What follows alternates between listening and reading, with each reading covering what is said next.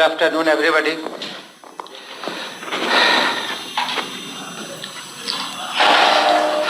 आज की इस कक्षा में आप सभी का स्वागत है। सबसे पहले हम आपसे ये जानना चाहेंगे कि जो जीएस मेंस का हमारा सिलेबस है, तो कितने इसमें से बच्चे हैं जो जीएस मेंस के सिलेबस से वाकिफ है या उनको पता हो कि इसमें टॉपिक क्या क्या है? आप हाथ उठाकर बताएं। मैं मान के चल रहा हूं कि आप सभी छात्र हैं और मैं पढ़ा रहा हूं आपको, तो आप बताएंगे कि जीएस मेंस का जो सिलेबस है हमारा,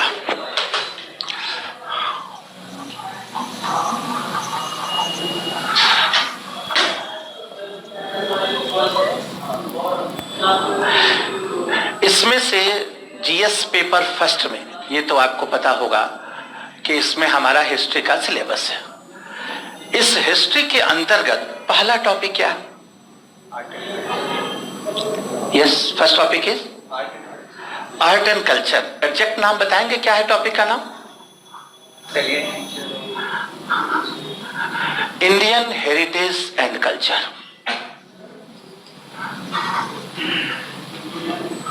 भारतीय विरासत और संस्कृति। इंडियन हेरिटेज एंड कल्चर में किस सेगमेंट को पढ़ना है? एंशिएंट पढ़ना है, मिडिवल पढ़ना है, मॉडर्न पढ़ना है? आप बताइए, पीछे कौन सा पढ़ना है? सारे ही पढ़ने हैं। तो इंडियन हेरिटेज एंड कल्चर में from ancient to modern times, प्राचीन काल से लेकर आधुनिक काल तक, तीनों ही सेक्शन पढ़ना है। अब मुझे बताइए कि दूसरा टॉपिक क्या है इसमें? Modern history. Modern Indian history. इस मॉडर्न इंडियन हिस्ट्री में कहां से कहां, अब आप मत बताएं, दूसरे कोई बताए, कहां से कहां तक के सेगमेंट को लेना है, कहां से कहां के फेज को ले आए? 1857 से 1947।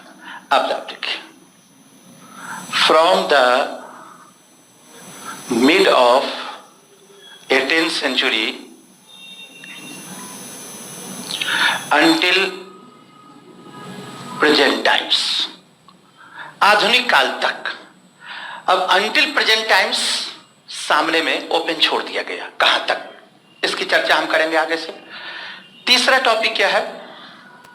Freedom struggle. बहुत अच्छा।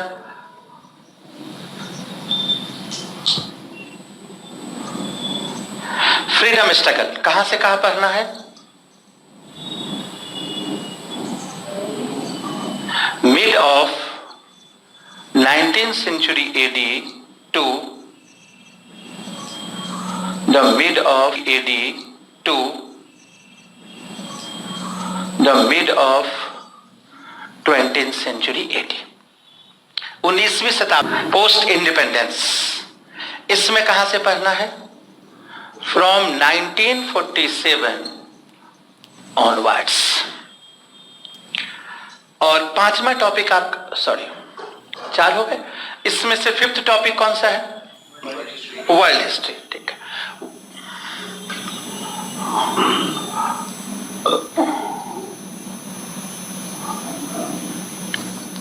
वर्ल्ड हिस्ट्री में कोई समय कालखंड दिया गया है, कहां से कहां पढ़ना है?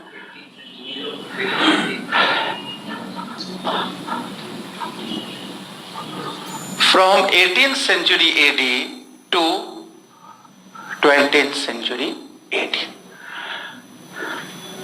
विश्व इतिहास वैसे आरंभ कहां से होता है? 15th century से, फ्रॉम रेनेसा टू ग्लोबलाइजेशन, पुनर्जागरण से वैश्वीकरण तक। लेकिन आपको जो जीएस में पढ़ना है from 18th century to 20th century, यानी कि industrial revolution, French revolution, American revolution से शुरू करना है और सेकेंड वर्ल्ड वार तक और वर्ल्ड वार के बाद यानी कि ग्लोबलाइजेशन तक ये टॉपिक पढ़ना। अभी जो हमारा फोकस एरिया है वो है modern India, sorry modern India. इसमें आप देखिए, इसमें 3 टॉपिक है यहां से related. Modern Indian history, freedom struggle, post independence. इन तीनों को मिला ले तो बेसिकली हम लोग इसको मॉडर्न इंडिया के सिलेबस के अंतर्गत रखते हैं। वैसे पोस्ट इंडिपेंडेंस एक नया जोड़ा गया हिस्सा है, तो इस नए जोड़े गए हिस्से को अलग से भी क्लास ऑर्गेनाइज हो सकते हैं और इसके साथ भी हो सकते हैं। तो मॉडर्न इंडिया की शुरुआत होती है mid of the 18th century. 18th century का मिड हो गया कहां से, तो यहां के लिए डिमार्केशन लाइन दिया गया है और वो है द बैटल ऑफ पलासी। यानी कि बैटल ऑफ पलासी को एक डिमार्केशन लाइन के रूप में स्वीकार किया गया। अगर हम ये देखें कि मिड कहां से शुरू होता है, तो आमतौर पर इतिहासकारों में तीन तरह के विचार है, 1777, 1757 एंड 1761। जो मुगल समर्थक इतिहासकार हैं उनका यह मानना है कि औरंगजेब की मृत्यु से आधुनिक युग का आरंभ होता है और इसके पहले का युग मध्यकाल था। जो मराठा समर्थक इतिहासकार हैं उनका मानना था कि थर्ड बैटल ऑफ पानीपत से आधुनिक भारत का आरंभ होता है, जबकि ब्रिटिश समर्थक इतिहासकार का मानना है कि पलासी की लड़ाई से आधुनिक भारत का आरंभ होता है। अब ये इसी को आगे चलकर भारत में जब इतिहास लेखन डेवलप हुआ तो मार्क्सवादी विद्वानों ने भी इसी पॉइंट को पकड़ा और उन्होंने बैटल ऑफ पलासी को एक डिमार्केशन लाइन के रूप में लिया।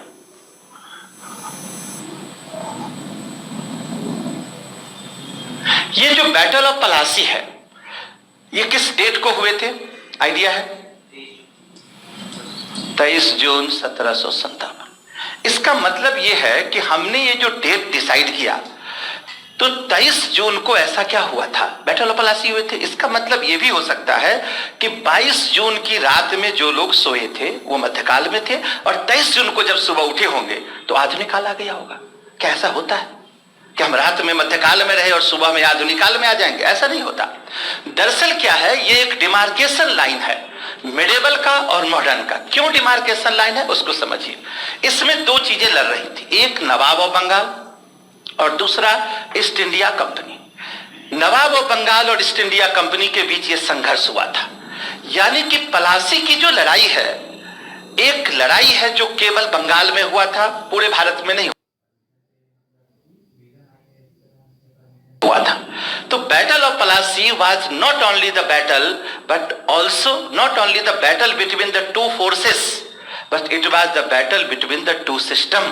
The Nawab of Bengal was the representative of feudal mode of production and the East India Company was the representative of capitalistic mode of production. ये जो नवाब ऑफ बंगाल है ये सामंतवादी मूल्य पद्धति को रिप्रेजेंट कर रहा था और ये पूंजीवादी मूल्य पद्धति को रिप्रेजेंट कर रहा था और इसी के कारण इसे डिमार्केशन लाइन बनाया गया। यानी कि मध्यकाल आधुनिक काल में आने के लिए जो बेसिक फीचर है वो है फ्यूडलिज्म। यानी कि जहां से फ्यूडल सिस्टम समाप्त होता है वहीं से आधुनिक काल का आरंभ होता है। तो आप इसको कह सकते हैं फ्यूडल मोड ऑफ प्रोडक्शन और यहां हो जाएगा कैपिटलिस्टिक मोड ऑफ प्रोडक्शन। अब फ्यूडलिस्टिक मोड ऑफ प्रोडक्शन और कैपिटलिस्टिक के बीच में यह बैटल ऑफ पलासी है और यहीं से भारत में new type of economic system, new administrative system, new political system, ये सारे सिस्टम भारत में इंट्रोड्यूस होते हैं इस बैटल ऑफ पलासी के बाद और इसी बैटल ऑफ पलासी ने ईस्ट इंडिया कंपनी के पूरे स्वरूप को परिवर्तित कर दिया। तो यहां से हम लोग आधुनिक भारत का आरंभ मानते हैं। तो आधुनिकता की पहचान क्या है, तो आधुनिकता के लिए 5 फैक्टरों को डिसाइड किया गया है। The first one is new vision, second one new ideas, third one new value system, fourth one is new institution and fifth one is new organisation. नवीन दृष्टि, नवीन विचार, नवीन मूल्य पद्धतियां, नवीन संस्थान और नवीन संगठन, ये 5 फैक्टर को लिया गया आधुनिकता के लिए और इसके हिसाब से आप देखेंगे तो निसंदेह 1757 की घटना एक छोटी सी ऐतिहासिक घटना है, लेकिन इसी के बाद भारत में इन तमाम नई चीजों की शुरुआत हुई। Civil services were introduced after this battle. New judicial system was introduced, new education system was introduced. ये सब कुछ इसके बाद ये इंट्रोड्यूस किया गया था। तो यहां से हम लोग इसको शुरुआत करेंगे मॉडर्न इंडिया का। अब इस मॉडर्न इंडिया में एक टॉपिक है कॉलोनियलिज्म, जिस पर आज हमें आपसे डिस्कस करना है। तो इसी मॉडर्न इंडिया का एक टॉपिक हम निकालते हैं कॉलोनियलिज्म और इसके बारे में हम आपसे चर्चा करते हैं।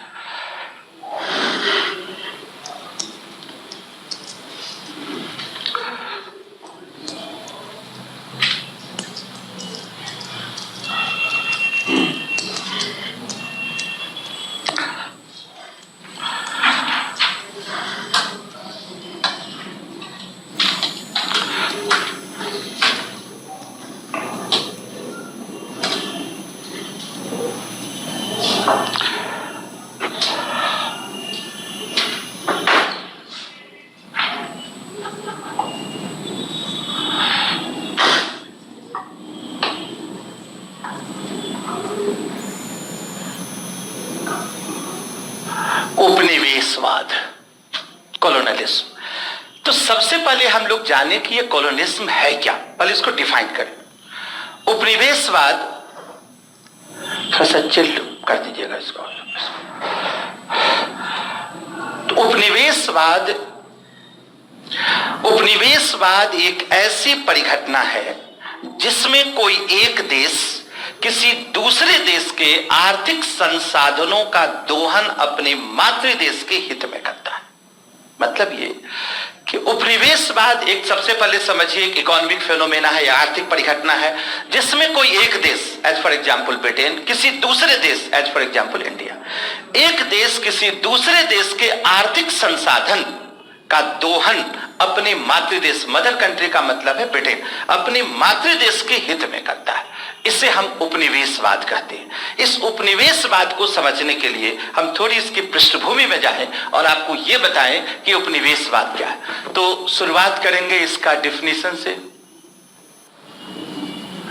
इसके बाद आप देखें कि इसमें कॉलोनिज्म के डिफिनीशन के बाद हम लोग थोड़ा इसके बैकग्राउंड में जाते हैं। बैकग्राउंड में सबसे पहले हम एक टॉपिक उठाते हैं, कैपिटलिज्म को, पूंजीवाद को। अब उपनिवेशवाद की पृष्ठभूमि में हम लोग जाएं और सबसे पहले देखिए कैपिटलिज्म को, जहां से ये निकला है। अब आप इसमें देखिए कि कैपिटलिज्म, व्हाट इज कैपिटलिज्म, ये पूंजीवाद क्या है। नॉर्मली हमें लगता है कि पूंजीवाद में केवल पूंजीवाद की जो व्यवस्था है वह, इसको पहले डिफिनेशन दे देते हैं फिर इसकी डिटेल करते हैं। Capitalism is a system in which the means of production and distribution is controlled by the capital. पूंजीवाद एक ऐसी व्यवस्था है जिसमें उत्पादन के साधन और वितरण पर पूंजी का नियंत्रण होता है। अब उत्पादन के साधन क्या है इसको देखिए। सामान्यतः पूंजी का अर्थ हम कैश मनी को लेते हैं, लेकिन ऐसी बात नहीं है। अगर कोई फैक्ट्री लगाएं तो जो लैंड है, बिल्डिंग्स हैं, जो इसमें ह्यूमन रिसोर्सेस हैं, जो मशीन्स का प्रयोग किया गया, ये सब पूंजी के अंग है। यानी कि पूंजी एक व्यापक अवधारणा है जिसमें उत्पादन से संबंधित सभी साधन शामिल है और प्लस डिस्ट्रीब्यूशन चैनल, वितरण प्रणाली पर भी इसका नियंत्रण होना चाहिए। तो कैपिटलिज्म क्या है? Capitalism is a system in which the means of production and distribution is controlled by the capital. अब ये कैपिटल पर किसका कंट्रोल होगा? तो capital is controlled by either individual और ए ग्रुप ऑफ इंडिविजुअल्स। या तो व्यक्ति का नियंत्रण होगा या व्यक्ति विशेष का, या तो व्यक्ति विशेष का नियंत्रण होगा या व्यक्तियों के एक समूह का नियंत्रण होगा। मान लीजिए कोई शेयर होल्डर्स है उसमें, तो ये व्यक्तियों के पूरे समूह का भी इस पर नियंत्रण हो सकता है। अब इस पूंजीवादी व्यवस्था के दौर में जब ये यूरोप में पूंजीवाद आया था, तो इसी पूंजीवाद के दौर में आप देखेंगे कि यूरोप में एक नई पॉलिसी अडॉप्ट की थी, यूरोपियन कंट्रीज। इस पॉलिसी का नाम है मर्केंटिलिज्म, वणिकवाद या वाणिज्यवाद। यानी कि मर्केंटिलिज्म एक पॉलिसी है that was adopted by the different European countries. तो व्हाट इज मर्केंटिलिज्म? तो mercantilism was a state sponsored economy. In this system the economy was patronised by the state, protected by the state and promoted by the state. इसमें तीन चीजें ध्यान रखने की जरूरत है। Economy was patronised by the state, protected by the state and promoted by the state. यानी कि वाणिज्यवाद राज्य द्वारा प्रायोजित एक ऐसी अर्थव्यवस्था है जिसमें अर्थव्यवस्था पर राज्य का संरक्षण होता है, राज्य सुरक्षा प्रदान करती है और उसे बढ़ावा देती है। यानी कि मर्केंटिलिज्म एक पॉलिसी है जो लाई गई थी यूरोप में। अब ये शब्द की उत्पत्ति कहां से हुई? ये शब्द दिया किसने? तो एक अर्थशास्त्री है एडम स्मिथ। इनकी किताब आई थी the wealth of nation, published in 1776। इस किताब में उन्होंने ही first time use this term mercantilism. जब ये युग था तब ये शब्द का प्रयोग नहीं हो रहा था। तो मर्केंटिलिज्म का हाई टाइम क्या है इसको देख ले, 1600 टू 1776 इसका टाइम है मर्केंटिलिज्म का। पूंजीवाद इसके पहले आ चुका था। तो 1600 से 1776 हमने टर्म क्यों दिया? इसके पीछे कारण क्या है कि वाणिज्यवाद शब्द की उत्पत्ति 1776 में हुई थी एडम स्मिथ की किताब से। दूसरी बात, वाणिज्यवाद को चैलेंज किया था सबसे पहले अमेरिका ने, और अमेरिका ने अमेरिकन वॉर ऑफ इंडिपेंडेंस की घोषणा हुई थी 1776 में। और यूपीएससी का अगर आप क्वेश्चन देखेंगे 2013 का, उसमें क्वेश्चन पूछा था कि American revolution was just the revolt against the British mercantilist policy. अमेरिकी क्रांति ब्रिटिश वाणिज्यवादी नीति के विरुद्ध एक विद्रोह था। हमने अपनी क्लास में पढ़ाया था रिएक्शन, क्वेश्चन पूछा गया था रिवोल्ट, तो इसमें रिएक्शन, रिवोल्ट भी रिएक्शन का एक पार्ट है। तो इसमें पूछा गया कि यह वाणिज्यवादी नीति के विरुद्ध कैसे विद्रोह था, यह विश्व इतिहास में क्वेश्चन पूछा। इसका मतलब यह है कि ब्रिटेन की जो पॉलिसी थी अमेरिका के प्रति, वो मर्केंटिलिज्म पॉलिसी थी। इसी के खिलाफ अमेरिका ने विद्रोह किया था 1776 में। तीसरी बात, ब्रिटेन में जो इंडस्ट्रियल रिवॉल्यूशन हुआ है उसका समय है 1750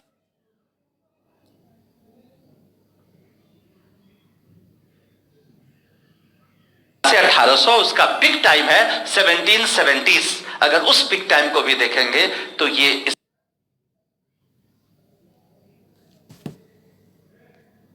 रिवॉल्यूशन के साथ ही ये मर्केंटिलिज्म पॉलिसी समाप्त हो गई। इसके बाद पॉलिसी में परिवर्तन है। क्या आया, हम बात देखेंगे। इस मर्केंटिलिज्म के दौर में अब आप देखेंगे कि ये लोग पूरे विश्व व्यापार में शामिल होने का प्रयास करते हैं। क्योंकि ये जो मर्केंटिलिज्म है,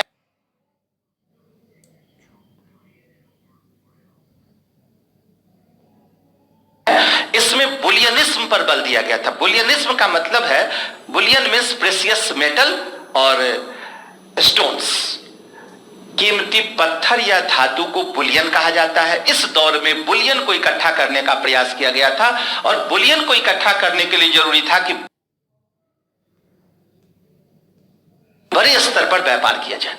तो बड़े स्तर पर कैसे व्यापार किया जाए, तो आप देखेंगे इसकी प्रेरणा कहां से मिली। तो as for example, Vasco da Gama जब भारत आए थे और जब वापस गए तो भारत से जो चीजें ये लेकर गए थे, ये यूरोप में 60 गुनी अधिक कीमत पर बिकी थी। तो इतनी कीमत पर बिकी तो इनके यूरोपीय व्यापारियों को यह प्रेरणा मिली कि भारत जैसे देशों से व्यापार किया जा सकता है। उसके पहले कोलंबस अमेरिका की यात्रा कर चुके थे। तो मर्केंटिलिज्म के दौर में अब बड़ी बड़ी कंपनियों का उदय शुरू हो गया, क्योंकि छोटी कंपनियों के बस में नहीं था कि यूरोप से एशिया आकर वो व्यापार करते। तो अब ये बड़ी कंपनियां बनी।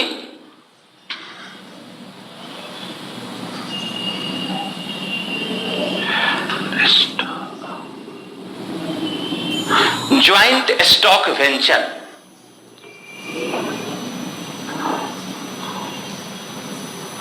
संयुक्त पूंजी उद्यमों वाली कंपनी का विकास हुआ। ज्वाइंट स्टॉक वेंचर का मतलब यह है कि कई लोगों ने अपना पैसा एक कंपनी में लगाया। जैसे मान लीजिए हम लोग यहां क्लास में जितने लोग हैं, अगर सब लोग अलग अलग व्यापार करना चाहें तो हमारे पास पूंजी कम होगा, लेकिन सब लोग हम लोग उसमें पैसा लगा दें तो यह कंपनी हो जाएगी ज्वाइंट स्टॉक वेंचर। और जिस रेशियो से हमने पैसा लगाया, उसी रेशियो से हम उसमें लाभ या हानि के भागीदार होंगे। तो ज्वाइंट स्टॉक वेंचर हो गया। अब ये ज्वाइंट स्टॉक वेंचर वाली कंपनियों ने क्या किया, अब ये अपने अपने देश के संबंधित देशों से, सरकारों से डिमांड किया, डिमांडेड ट्रेड मोनोपोली। पूंजीवादी व्यवस्था में एक मोनोपोली टर्म होता है। हर कंपनी चाहती है मोनोपोली स्थापित करना। हर चीजों में, हर क्षेत्र में आप देखेंगे हर ब्रांड चाहता है कि मार्केट में केवल और केवल उसका ब्रांड रहे, बाकी कोई ब्रांड ना रहे। तो ट्रेड मोनोपोली ये डिमांड करते हैं व्यापारिक एकाधिकार की। किनसे? अपने देश के संबंधित सरकारों से।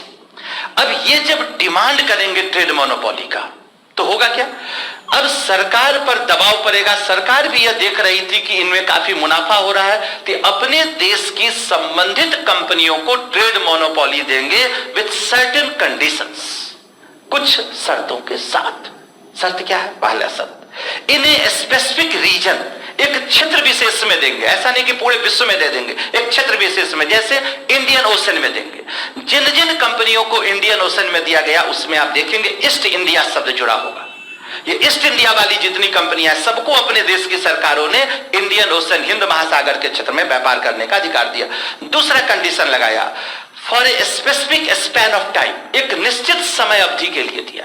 जैसे initially 15 years, later on 20 years. तो आप पढ़ते होंगे किताबों में कि charter act of 1813, charter act of 1833, charter act of 18, ये 20-20 वर्ष पर, इसमें रिन्यूअल की व्यवस्था थी, 20 वर्ष के लिए दिया गया। तीसरा पॉइंट कि certain instruction given by the parliament, जैसे मान लीजिए ब्रिटिश पार्लियामेंट है, उस टाइम टू टाइम कंपनी को इंस्ट्रक्शन देती थी कि आपको क्या करना है। एज फॉर एग्जांपल 1813 के चार्टर में उसने इंस्ट्रक्शन दिया कि भारत में एजुकेशन पर 1 लाख रुपया प्रतिवर्ष खर्च करें। 1813 वाला इंस्ट्रक्शन का फॉलो नहीं हुआ तो 1833 में फिर उसको रिपीट किया गया। आगे आप देखेंगे 1833 के चार्टर में कहा कि जितने भी ब्रिटेन के उपनिवेश है सब में से दास्ता को समाप्त कर दिया जाए।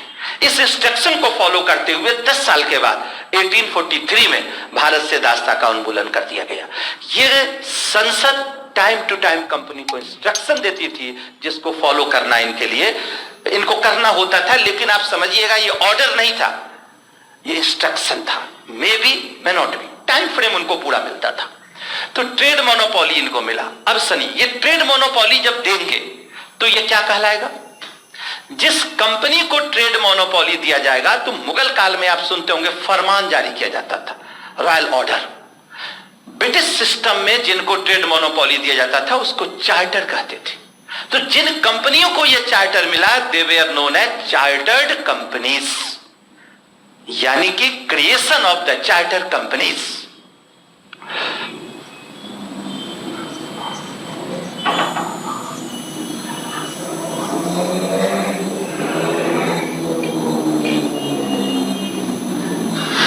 ये चार्टर कंपनियों का निर्माण हुआ। अब ये चार्टर कंपनियां कौन है? अब इसके कुछ एग्जांपल्स देख लें। ये charter companies as for example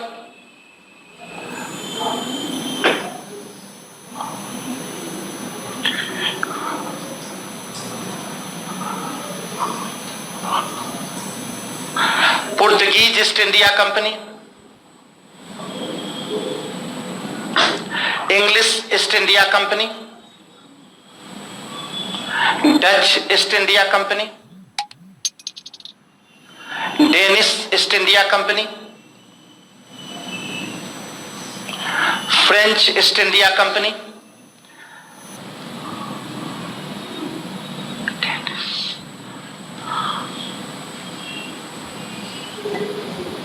Swedish East India company, Austrian East India company, etcetera. ये सब कुछ प्रमुख कंपनियां थी जिनको भारत में व्यापारिक एकाधिकार मिला था।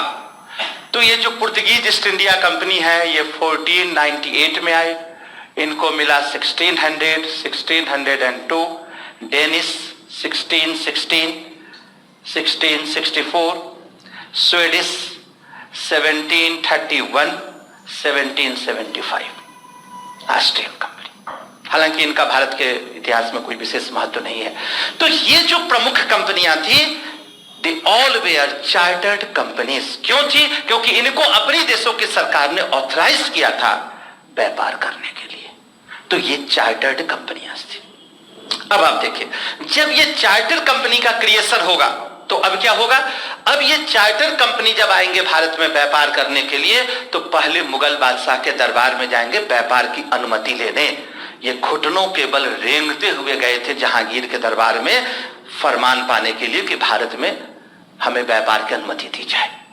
और जब एक बार व्यापार की अनुमति मिल गई तो इधर इनका व्यापार बढ़ने लगा, उधर मुगल सत्ता का पतन शुरू हो गया। और आप देखेंगे कि औरंगजेब, महान मुगल तक तो स्थिति ठीक रही, औरंगजेब के बाद जब लेटर मुगल्स आए तो मुगलों की सत्ता में धीरे धीरे कमजोर होने लगे और इनकी शक्ति मजबूत होने लगी। तो अब इन्होंने क्या किया? They create the sphere of influence.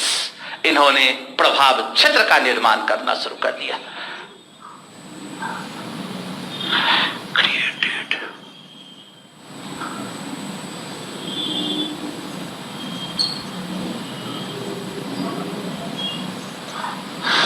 Sphere of influence.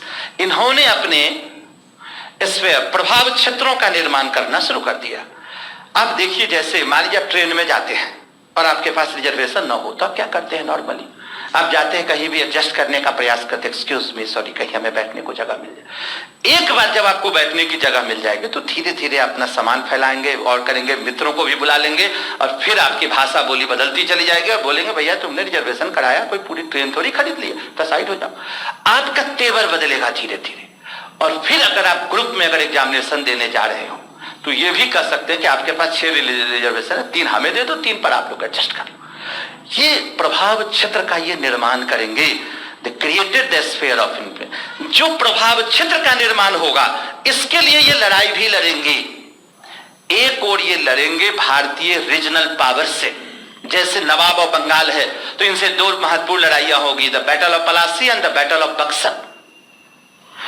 और दूसरी ओर ये लड़ेंगे अपने सहयोगियों से, पश्चिमी यूरोपियन कंपनी से, एज फॉर एग्जाम्पल फ्रेंच कंपनी से, डच कंपनी से। इंग्लिश कंपनी के 2 बड़े प्रतिद्वंदी थे, आप यहां देख सकते हैं, एक डच कंपनी और दूसरा फ्रेंच कंपनी। तो डचों को कहां भराया? एट द बैटल ऑफ बेदरा। The British company, the Dutch company was decisively defeated by east India company at the battle of Bedra in 1759, and the French company was decisively defeated by the East India Company at the battle of Bandivas in 1760। आप देखेंगे कि इनको यहां से out कर देगा और इसके बाद ये जो क्रिएशन है इसके अगले चरण में क्या हो जाएंगे, मैं इसको इधर लाता हूं। तो स्फीयर ऑफ इन्फ्लुएंस होगा तो इसी का प्रभाव क्षेत्र यही कहलाएगा कॉलोनी, और इसी का आगे होगा कॉलोनलिज्म।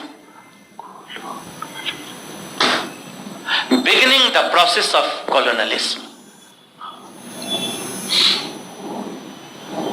यानी कि उपनिवेशवाद की प्रक्रिया का आरंभ होगा। अब उपनिवेशवाद जो हमने आपको बताया कि उपनिवेशवाद क्या है, जब कोई एक देश किसी दूसरे देश के आर्थिक संसाधनों का दोहन अपने मातृ देश के हित में करता है तो यह प्रक्रिया उपनिवेशवाद की कहलाती है। अब उसे इस बात की चिंता होगी कि ये जो उपनिवेश है इसमें केवल और केवल हमारी वस्तुएं बिके और दूसरे देश इसमें से आउट हो जाए, तो इसी की अगली प्रक्रिया हो जाएगी इंपीरियलिज्म।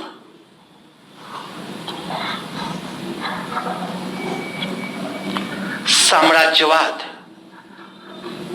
अब साम्राज्यवाद क्या है?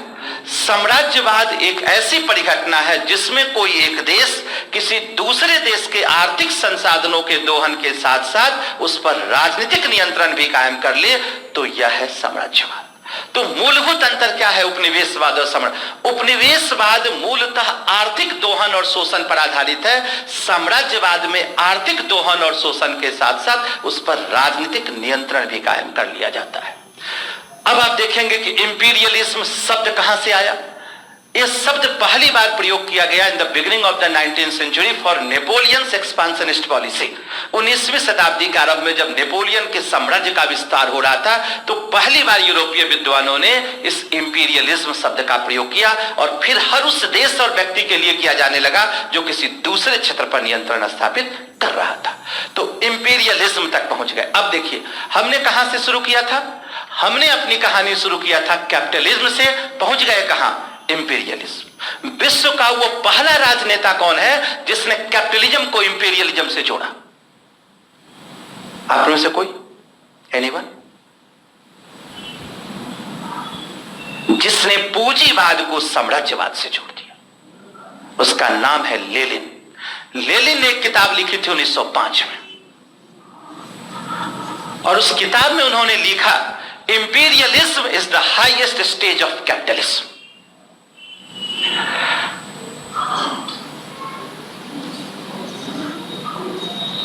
Imperialism is the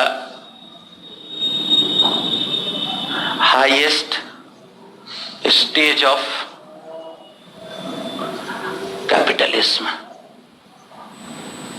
साम्राज्यवाद पूंजीवाद का उच्चतम शिखर है, यानी कि यह पहला राजनेता था जिसने इस साम्राज्यवाद को पूंजीवाद से जोड़कर बता दिया कि ये कॉलोनियलिज्म और इंपीरियलिज्म दोनों पूंजीवाद के बाई प्रोडक्ट है। जहां भी पूंजीवाद होगा उपनिवेशवाद होगा, साम्राज्यवाद होगा। तो यदि विश्व को उपनिवेशवाद और साम्राज्यवाद से हटाना है तो आपको पूंजीवादी व्यवस्था को हटाना पड़ेगा। और यह देखिए 1905 की बात है। इस समय रूस में एक असफल विद्रोह भी हुआ था लेनिन के नेतृत्व में। और आप देखिए लेनिन ने यह बात समझ गया कि यह इंपीरियलिज्म हाईएस्ट स्टेज है, अब जो भी होगा वो डिक्लाइन होगा, नीचे गिरेगा। और जो ही अगला स्टेज आया फर्स्ट वर्ल्ड वॉर, लेनिन ने रूस पर अटैक किया, वो वापस आ गया और वहां एक क्रांति कर दी जो रशियन रिवॉल्यूशन या बोल्शेविक रिवॉल्यूशन या कम्युनिस्ट रिवॉल्यूशन के नाम से जाना जाता है। लेनिन को पता था कि कैपिटलिज्म में अब क्रैक आने वाला है, कैपिटलिज्म अब कहीं ना कहीं डिक्लाइन करेगा, क्योंकि ये जेनिथ पर जा चुका था। अभी हमारा विषय ऐसा नहीं है, अभी हमारा विषय यह है कि ये जो सिस्टम हमने बताया, इसमें आप कॉलोनियलिज्म को देख सकते हो, उपनिवेशवाद को। अब इसको हम भारत के संदर्भ में देखेंगे कि भारत के संदर्भ में उपनिवेशवाद के विभिन्न चरण क्या है। विश्व के संदर्भ में अगर विश्व इतिहास की कक्षा होती तो हम अलग आपका डेट बताते, यहां पर हम भारत के संदर्भ में बताएंगे कि उपनिवेशवाद के विभिन्न चरण क्या है, और वन बाय वन करके हम आपको डील करते हैं। इससे रिलेटेड कोई प्रश्न आपके मन में है? कोई भी प्रश्न? हाँ कंपनी काफी पहले आई। हाँ, बट उतना वर्चस्व नहीं बना, ये पुर्तगीज, हाँ, बट उतना वर्चस्व भी नहीं बना पाई और इंग्लिश से उनका ज्यादा कॉन्फ्लिक्ट भी नहीं हो पाया। हाँ, इसका एक कारण ये था कि पुर्तगीज ईस्ट इंडिया कंपनी को एक तो पाली के अपने देश से वह समर्थन नहीं मिल पाया जो ईस्ट इंडिया कंपनी को मिला था। ब्रिटेन में जो मर्चेंट क्लास था, they were involved in the policy making of the government, लेकिन पुर्तगाल में ये पॉलिसी मेकिंग में इन्वॉल्व नहीं थे, एक बात। दूसरी बात, भारत में जो इनका व्यापार था, इस व्यापार में उन्होंने धर्मांतरण को एक और भी फैक्टर के रूप में जोड़ दिया। इनका उद्देश्य केवल व्यापार नहीं था, धर्मांतरण भी कराना था। भारत जैसे परंपरागत देशों में यदि आप धर्मांतरण के मुद्दे से जुड़ेंगे तो आपके प्राइमरी जो फैक्टर है वो नेग्लेक्टेड हो जाएंगे। तीसरी बात कि पुर्तगीज के पास इतनी बड़ी नौसेना नहीं थी कि वह ब्रिटेन या फ्रांस या डच जैसे बड़ी शक्तियों का मुकाबला कर सके। इनकी नौसैनिक शक्ति कमजोर थी, इसलिए पुर्तगाल बहुत डोमिनेंट रोल नहीं कर पाया और आगे चलकर पुर्तगाल स्वयं स्पेन से पराजित हो गया। और पुर्तगालियों के पास एक बड़ा उपनिवेश था बॉम्बे, और आगे चलकर जब एक पुर्तगाली राजकुमारी की शादी ब्रिटेन के महाराज से हुई तो बॉम्बे उसको दहेज के रूप में दे दिया गया, गिफ्ट के तौर पर दे दिया गया। तो पुर्तगाली भारत में कभी भी मजबूती के साथ नहीं जम पाए, और इनका एकमात्र जो उपनिवेश भारत में बचा रहा वो गोवा था, जो आजादी के बाद तक इनके पास बचा रहा। तो पुर्तगाली भारत में कभी भी प्रभावी भूमिका नहीं निभा पाए। इसके पीछे एक उनके अपने देश का कारण था, एक स्पेन का फैक्टर था, एक धर्मांतरण का कारण था, और एक इनकी नौसैनिक शक्ति का कारण था। ये कारण थे। और कोई प्रश्न? हाँ, क्या? अच्छा, mercantilism and colonialism. Mercantilism was basically A policy and colonialism was the output. ये बाई प्रोडक्ट है कॉलोनियलिज्म। ये एक प्रोसेस है। पूंजीवाद के आरंभ के चरण में यूरोप के विभिन्न देशों ने they adopted the policy of mercantilism. That was economy was patronised by, protected by and promoted bye.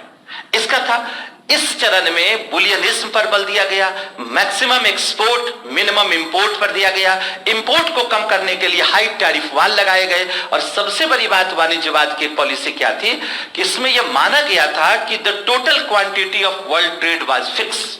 विश्व व्यापार की कुल मात्रा निश्चित होती है, जो बाद में अर्थशास्त्रियों ने इसको गलत साबित कर दिया कि विश्व व्यापार की अंतिम कोई मात्रा निश्चित नहीं हो सकती। एक बात और दूसरी बात, ये टोटल की टोटल पॉलिसी है। इस पॉलिसी के आउटपुट में दो बातें आई, कॉलोनियलिज्म एंड इंपीरियलिज्म। ये आपका बाई प्रोडक्ट है, ये इसी के साथ आया, और आगे चलकर जो वर्ल्ड वार हुए वो इसी के कारण हुए थे। तो वर्ल्ड वार में आप इसको कैसे जोड़ेंगे? तो world war was basically an imperialistic war and all the related countries were fighting for their colonial interest. विश्व युद्ध क्या था? बेसिकली साम्राज्यवादी युद्ध था, मूलतः साम्राज्यवादी युद्ध था, जिसमें सभी संबंधित देश अपने औपनिवेशिक हितों के लिए लड़ रहे थे। तो ये पॉलिसी है, ये इसका आउटकम है, ये अंतर है दोनों में मूल रूप से। और कोई आप लोगों में नहीं? ठीक, अब इसमें हम लोग इंडिया के संदर्भ में आ जाए।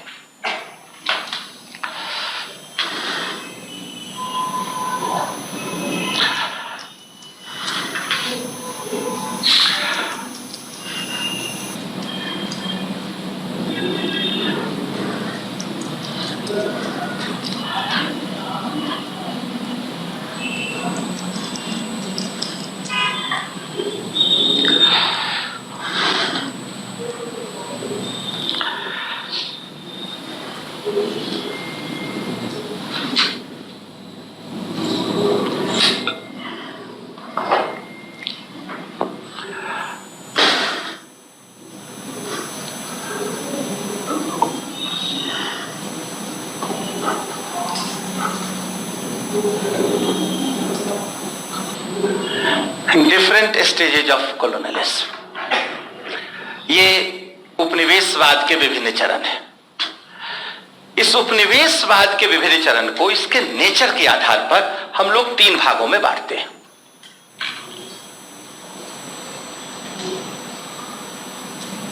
फर्स्ट फेज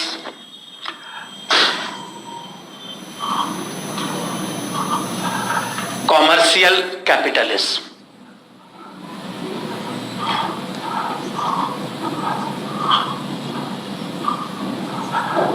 वाणिज्यिक पूंजीवाद। इसका समय है 1757 टू 1813। कॉमर्शियल कैपिटलिज्म, अब ये देखिए कि कॉमर्शियल कैपिटलिज्म क्या है, वाणिज्यिक पूंजीवाद क्या है।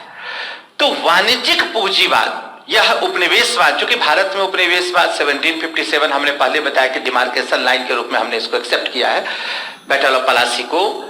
तो वाणिज्यिक पूंजीवाद भारतीय इतिहास का, भारतीय औपनिवेशिक शासन का वह कालखंड है जिसमें ब्रिटेन भारत से वैसी वस्तुओं का आयात करता है जिसका ब्रिटेन सहित यूरोप में मांग हो, और भारत में वैसी वस्तुओं का निर्यात करता है जिसकी भारत में मांग हो। मतलब भारतीय औपनिवेशिक शासन काल का, ब्रिटिश औपनिवेशिक शासन काल का वह कालखंड जिसमें ब्रिटेन भारत से वैसी वस्तुओं का निर्यात करता हो जिसको ब्रिटेन सहित यूरोप में मांग हो, और भारत में वैसी वस्तुओं का निर्यात करता है जिसकी भारत में मांग हो। तो इसका उद्देश्य क्या था? उद्देश्य था to get maximum profit by the maximum trade and commerce. अधिकतम व्यापार के द्वारा अधिकतम मुनाफा कमाना ही इसका उद्देश्य था। अब इसको कैसे, इस चरण में हम पॉलिसी कौन सी अपनाएंगे, यानी कि हमारी नीति क्या होगी? तो हमारी नीति हो गई मर्केंटलिज्म, जिसके हमने अभी आपको विस्तार से चर्चा किया है। वणिकवाद या वाणिज्यवाद, पॉलिसी, मर्केंटलिज्म। अब इसमें से हम देखिए इसका इंप्लीमेंटेशन कैसे हुआ।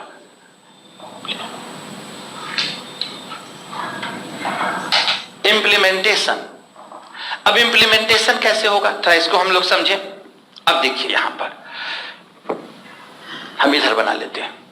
आप देखें यहां एक देश है ब्रिटेन और यहां एक देश है इंडिया। अब ब्रिटेन और इंडिया के बीच ये व्यापारिक संबंध है। तो इंडिया से ब्रिटेन क्या जाएंगे? सूती वस्त्र और प्लस मसाले, और इसके बदले में ब्रिटेन भारत को क्या देगा? ऊनी वस्त्र। सूती वस्त्र और मसाले जा रहे हैं ब्रिटेन में, और इसके बदले में उनके पास देने को क्या है? ऊनी वस्त्र। और ऊनी वस्त्र में भारत एक गर्म देश है, इसलिए आप जानते हैं कि भारत में ऊनी वस्त्र का कोई बड़ा मार्केट नहीं है। हमारे यहाँ एक बार कपड़ा खरीद लीजिए, फिर कई वर्षों तक वो दिखेगा। आप किसी शादी में शरीक हो जाइए, वो लड़का एक सूट में दिखेगा, 10 साल के बाद भी लड़के बदल जाएंगे, उसका भूगोल बदल जाएगा, लेकिन सूट से आप पहचान लेंगे कि इसकी शादी में मैं गया था। नहीं, तो भारत में ऊनी वस्त्र का बड़ा मार्केट नहीं है। अब नहीं है तो इसके बदले में ऊनी वस्त्र के साथ ये क्या देंगे? यहां पर ऊनी वस्त्र के साथ देंगे बुलियन। ये बात समझिए, बुलियन। बुलियन का मतलब है कीमती पत्थर या धातु ब्रिटेन से भारत में आएगा बुलियन। ये वही दौर है जब इनका चाइना के साथ भी व्यापारिक संबंध था। अब ब्रिटेन से चाइना और चाइना से ब्रिटेन, तो यहां से इनको क्या मिलेगा? चाय पत्ती। चाइना का इंटरनेशनल मार्केट में चाइना के चाय पत्ती के डिमांड थे, और बदले में ब्रिटेन को देने के लिए क्या था? ऊनी वस्त्र। और आप जानते हैं कि चाइना भी भारत की तरह एक गर्म देश है, यहां ऊनी वस्त्र का बड़ा बाजार नहीं है, तो इनको इनके साथ क्या देना पड़ेगा? बुलियन। अब आप यहां देखिए, पूरे विश्व का ये जो विश्व व्यापार हो रहा था, जो मर्केंटिलिज्म के दौर में हमने बताया, पूरे विश्व में 5 देशों ने मर्केंटिलिज्म के दौर में पैसे कमाए। Britain, France, Spain, Portugal and Dutch, ये 5 देश आए। इन 5 देशों में आपने देखा होगा कि ये 5 देशों का गोल्ड, यानी कि गोल्ड है, यहां मत लिखिए, आप बुलियन ही लिखें। बुलियन, ये जो स्पेशली गोल्ड, ये बुलियन ब्रिटेन पहुंच रहा था, ब्रिटेन का बुलियन इंडिया और चाइना पहुंच रहे थे। अब ये जो यहां से यहां बुलियन जा रहे थे, अब इसका परिणाम क्या होगा कि ब्रिटिश सरकार अपने देश के व्यापारियों को इंस्ट्रक्शन देगी, व्यापार तिलकों। अब आप देख लीजिए, ये व्यापारिक बना। अब इसका लाभ क्या होगा? यहां जो अफीम जा रहा था इंडिया से, चीन की उसमें मंचू की सरकार थी, उन्होंने इस मंचू सरकार ने, मंचू डायनेस्टी ने इस पर प्रतिबंध की मांग की, रोकने का प्रयास किया, लेकिन ब्रिटेन तैयार नहीं हुए, और तब इसी मुद्दे पर यहां युद्ध हुआ। प्रथम अफीम युद्ध और द्वितीय अफीम युद्ध। प्रथम अफीम युद्ध के पश्चात यहां पर एक संधि हुई, नानकिंग की संधि 1842, और फिर इसी मुद्दे पर एक दोबारा भी लड़ाई हुई, जिसमें एक और संधि हुई, तिनतसिन की संधि 1858। और इसके द्वारा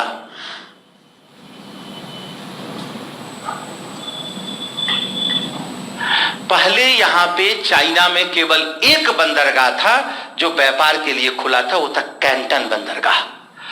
फर्स्ट ओपियम वार में पराजित होने के बाद, नानकिंग की संधि के बाद, यहां 5 बंदरगाह को खोल दिया गया इंटरनेशनल व्यापार। और दूसरे की युद्ध के बाद तिरसिन की संधि हुई, जिसमें 11 और बंदरगाह को खोला गया, तो टोटल बंदरगाह हो गए 60। ये 16 बंदरगाह को ट्रीटी पोर्ट्स कहा जाता था, यानी कि वैसे बंदरगाह जहां से अंतरराष्ट्रीय व्यापार हो सकते थे।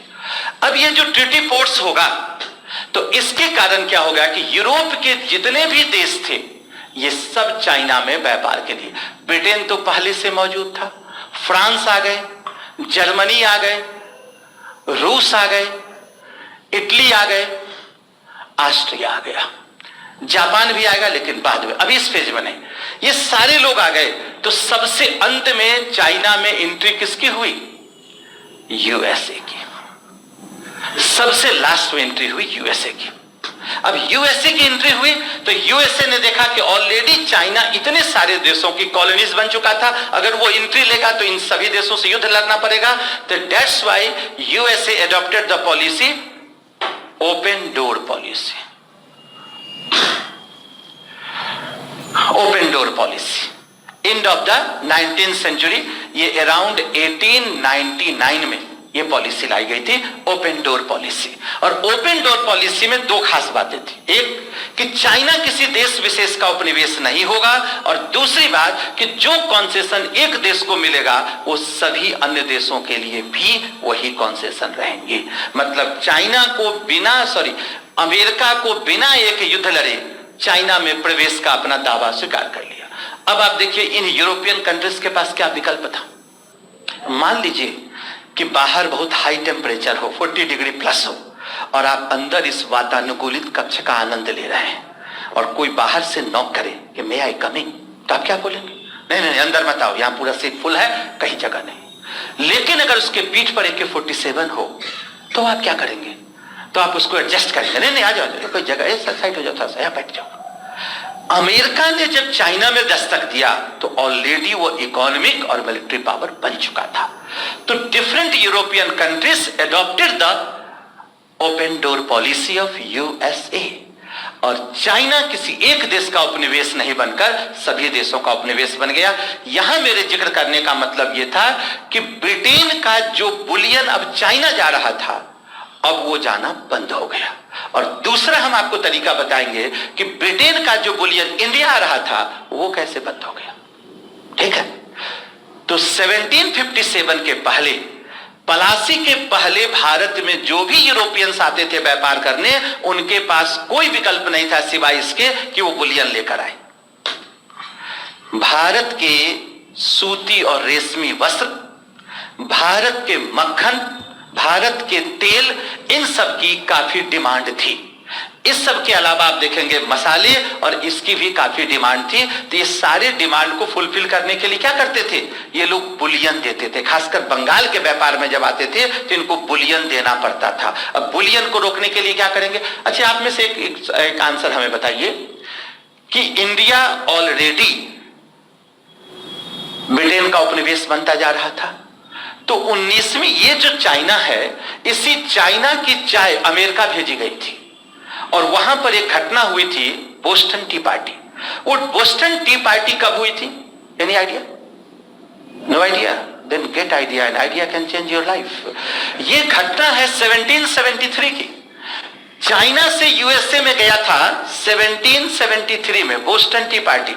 अब मुझे एक बात बताएं कि जब इंडिया उसकी कॉलोनी बन रही थी 1757 यानी कि बैटल ऑफ पलासी के बाद, तो ब्रिटेन ने चाइना की चाय क्यों भेजी, इंडिया से क्यों नहीं चाय भेजी? और ये ले जाने वाला कौन था, आपको जानकारी दे दे, East India Company. East India Company ने ही अमेरिका को चाय सप्लाई किया था, जिसके कारण बोस्टन की टी पार्टी हुई। अब मुझे आप ये बताइए कि जब India was already the colony of Britain, तो क्यों ब्रिटेन ने चाइना की चाय को अमेरिका भेजा, जबकि चाइना ब्रिटेन का उपनिवेश नहीं था?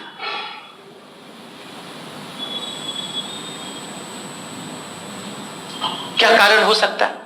कोई हाइपोथेटिकल कारण बता दीजिए, क्या हो सकता है? क्वालिटी खराब हो सकती है, ओपियम नहीं, चाय खरीदते थे इसलिए अफीम देते थे। अफीम बेचना उद्देश्य नहीं था, उद्देश्य था चाय खरीदना। और इसको बैलेंस करने के लिए, इसको बोलते हैं ना बैलेंस ऑफ पेमेंट, इस बैलेंस ऑफ पेमेंट को मेंटेन करने के लिए यह अफीम देता था। अफीम बेचना उसका ब्रिटेन का उद्देश्य नहीं था, क्योंकि स्वयं ब्रिटेन में अफीम का उत्पादन और व्यापार प्रतिबंधित था। मेरा सवाल यह है कि क्वालिटी बेहतर हो सकता है, क्वांटिटी ज्यादा हो सकता है, कोई और रीजन हो सकता है। आपको जानकर आश्चर्य होगा कि 1773 में इंडिया में चाय का उत्पादन ही नहीं होता था। नहीं, भारत में चाय का उत्पादन 19वीं सेंचुरी में हुआ। आपने इतनी पौराणिक कथाएं सुनी होगी, कोई रामायण महाभारत सीरियल देखा हो, कभी किसी देवता को देखा है चाय वाय पीते हुए? चाय हमारी संस्कृति का नहीं है। नहीं, भारत में चाय नहीं है। दूध दही मट्ठा मिलेगा, कृष्ण के साथ ये सब मिल जाएंगे, लेकिन कभी चाय वाय की टी पार्टी नहीं देखा होगा आपने, क्योंकि चाय हमारे यहां होता ही नहीं था। तो इसलिए चाइना की चाय। अब सुनिए, ये तो आप समझे, अफीम को भेजा यहां पर तो ये बुलियन जाना बंद हो गया। अब हम दूसरा आपको बता रहे हैं कि भारत से जो ब्रिटेन का जो बुलियन इंडिया आ रहा था, वो कैसे समाप्त हुआ।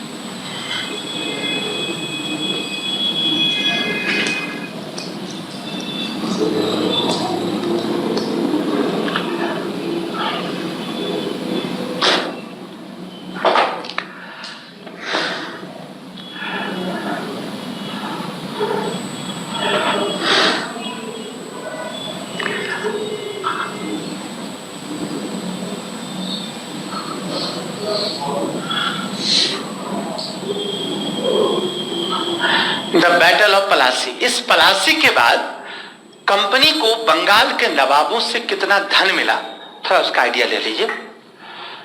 यह घटना है हमारा 1757 की।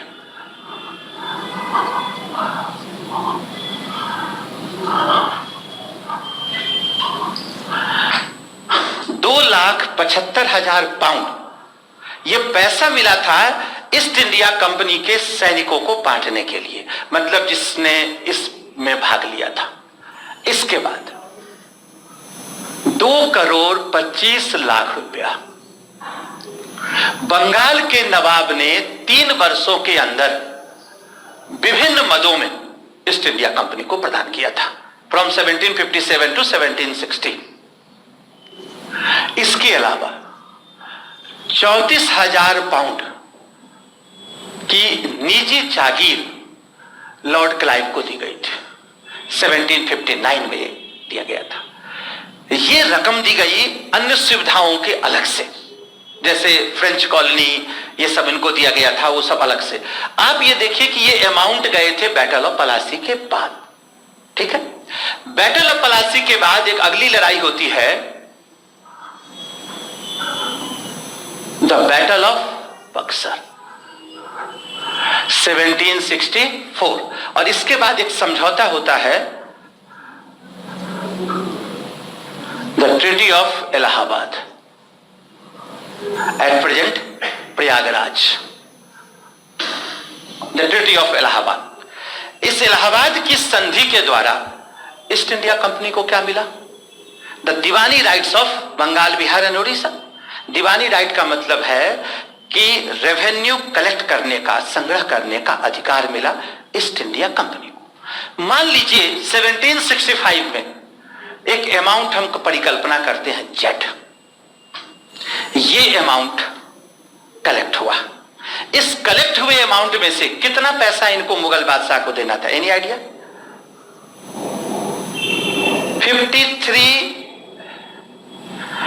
53 lakhs per annum for Nizamat right. निजामत जो अधिकार थे उसके लिए इनको 53 lakhs देना था।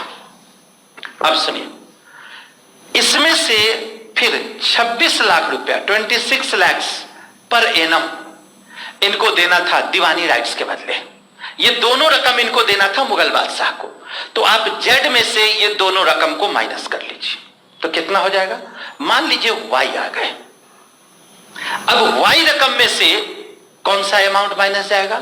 अगर कंपनी 3 राज्यों से रेवेन्यू कलेक्ट करती है तो ये रेवेन्यू कलेक्ट करने के लिए उनको ऑफिसर्स की नियुक्ति करनी पड़ेगी, ऑफिसेस खोलने पड़ेंगे। तो ऑफिस को खोलने और नियुक्ति के लिए जो पैसा आएगा वो मान लीजिए कि इसमें से हम मान लेते हैं कि 10 लाख रुपया इनका खर्च होता है। तो अब जो फाइनली रिकॉर्ड आया वो एक्स, यानी कि एक्स वो रकम है जो कंपनी के पास बचा फाइनली। अब आप समझिए, दीवानी राइट्स के बाद कंपनी के पास जो रकम आए उसमें से बादशाह को दी गई रकम, इलाहाबाद की संधि में इसका जिक्र है, इनको दे दिया गया। फिर इसमें से एडमिनिस्ट्रेटिव एक्सपेंडिचर निकाल दिया, अब ये रकम बचे। अब इस रकम से वो क्या करेगा? इस रकम को अगर वो सीधे भारत से बाहर ले जाता तो यह एक प्रकार का लूट कहलाता। लेकिन कंपनी ने क्या किया? इस रकम को भारत से सीधे बाहर नहीं ले गया और इसको कर दिया इन्वेस्टमेंट। इन्वेस्टमेंट इन इंडिया, ये भारत में निवेश किया। और भारत में कैसे निवेश किया?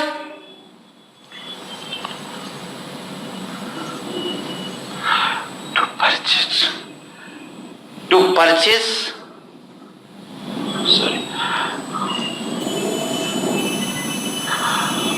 Indian goods. अब इन्होंने क्या किया कि भारतीय वस्तु को खरीदा, और भारतीय वस्तु को खरीद कर इन्होंने क्या किया? एक्सपोर्ट्स कर दिया। क्यों किया? आपको याद होगा वास्को डी गामा ने जो सामान भेजा था 60 गुने ज्यादा कीमत, इसका मतलब यूरोप में डिमांड थी, एक्सपोर्ट। अब इस एक्सपोर्ट जब करेंगे तो इनको क्या मिलेगा? प्रॉफिट। और प्रॉफिट कहां पहुंचेगा? ब्रिटेन। इस प्रॉफिट का एक हिस्सा किसको मिलेगा? ब्रिटिश गवर्नमेंट को, डिफरेंट प्रकार के टैक्स के द्वारा। अब डिफरेंट यही नहीं बल्कि 1765 में जब इनको दीवानी राइट मिले तो 67 में 4 लाख रुपया, 4 लाख पाउंड की रकम क्राउन ने फिक्स किया था कि इतना पैसा आपको हमें देना है। अब आप देखिए यहां ब्रिटिश गवर्नमेंट को मिले और जो बच गए पैसा वो ईस्ट इंडिया कंपनी के जो शेयर होल्डर्स थे इसमें बांट दिए गए। जो नेट प्रॉफिट थे वो ईस्ट इंडिया कंपनी के शेयर होल्डर को मिल गए। अब आप समझिए पैसा यहां था और इस प्रकार यहां गया। इसमें आप ये बताइए कि इसमें ड्रेन कहां है? इसी को दादा भाई नौरोजी ने कहा कि ड्रेन ऑफ वेल्थ, धन का निष्कासन। अब आप लोगों में कोई बताइए कि जो पैसा मिला उसको इन्वेस्टमेंट किया। पूंजीवादी व्यवस्था कहती है कि जो निवेश करेगा उसी को प्रॉफिट मिलेगा, जो इंटरप्रेन्योर होगा वही प्रॉफिट का हकदार होगा, जो रिस्क नहीं लिया वो प्रॉफिट का हकदार नहीं है। इसमें लूट कहां है? इसमें निष्कासन कहां है? इंडिया का पैसा इंडिया में सामान खरीद रहे हैं। जो सामान खरीदा गया वो इंडियन, जो धन लाया गया वो इंडियन, और ये पैसा प्रॉफिट कहां बट रहा है? ब्रिटेन में। सरकार को मिल रहा है, शेयर होल्डर को मिल रहा है। तो ये जो रकम ब्रिटेन में यहां पहुंच रहा था इसी को कहा ड्रेन ऑफ वेल्थ, धन का निष्कासन।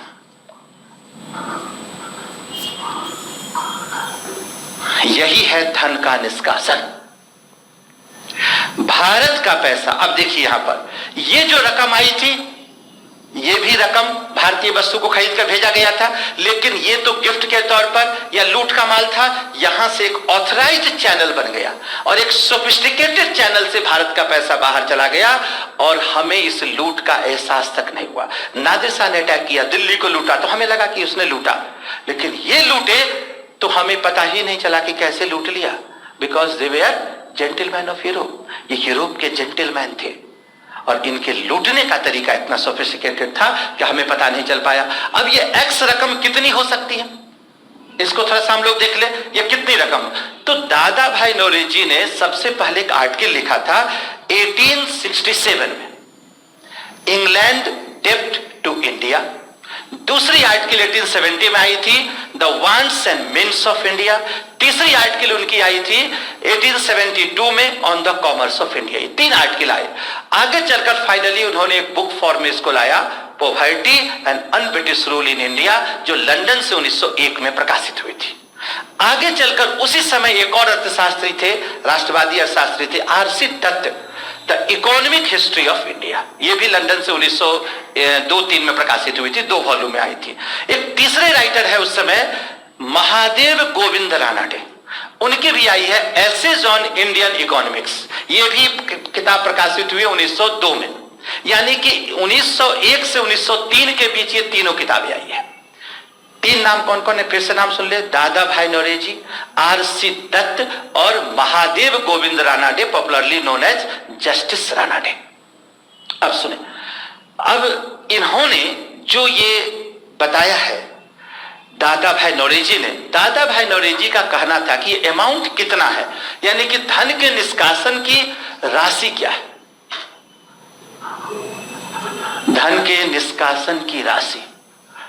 इसके संबंध में इन्होंने कहा है कि 1757 से लेकर 1765, यानी कि जब पलासी की लड़ाई हुई और इलाहाबाद की संधि हुई, इस बीच में कितना पैसा लिया गया, तो इनका कहना था कि ये 60 लाख पाउंड पर एनम दिया गया। और फिर 1765 टू 1770 के बीच ये रकम है 40 lakh pound per annum, 60 lakh pound प्रति वर्ष और 40 लाख पाउंड। अब ये तो एब्सोल्यूट डेटा है, आपको आज के डेट में ये समझने में दिक्कत होगी कि उस समय इसकी परचेजिंग कैपेसिटी क्या थी। इसको एक दूसरे डेटा से समझिए कि ये जो रकम थी that was 1/3 of the total revenue of Bengal Bihar Orissa. 1/3 of the total revenue of Bengal Bihar Orissa. Bihar Bengal Orissa के कुल रेवेन्यू का ये 1/3 हिस्सा था जो भारत से बाहर भेजा जा रहा था। जब इन्होंने पलासी की लड़ाई जीती और बैटल ऑफ बक्सर के बाद इलाहाबाद की संधि की, इसके बाद इनको भारत में कभी बुलियन लाने की जरूरत नहीं पड़ी, कभी बुलियन लाने की जरूरत नहीं पड़ी। तो भारत जो बुलियन आ रहा था वो बंद हो गया। इसके पहले भारत में बुलियन आ रहे थे, अब भारत का बुलियन भारत से बाहर जा रहा है और इस सोफिस्टिकेटेड चैनल के तहत इसको बाहर कर दिया गया।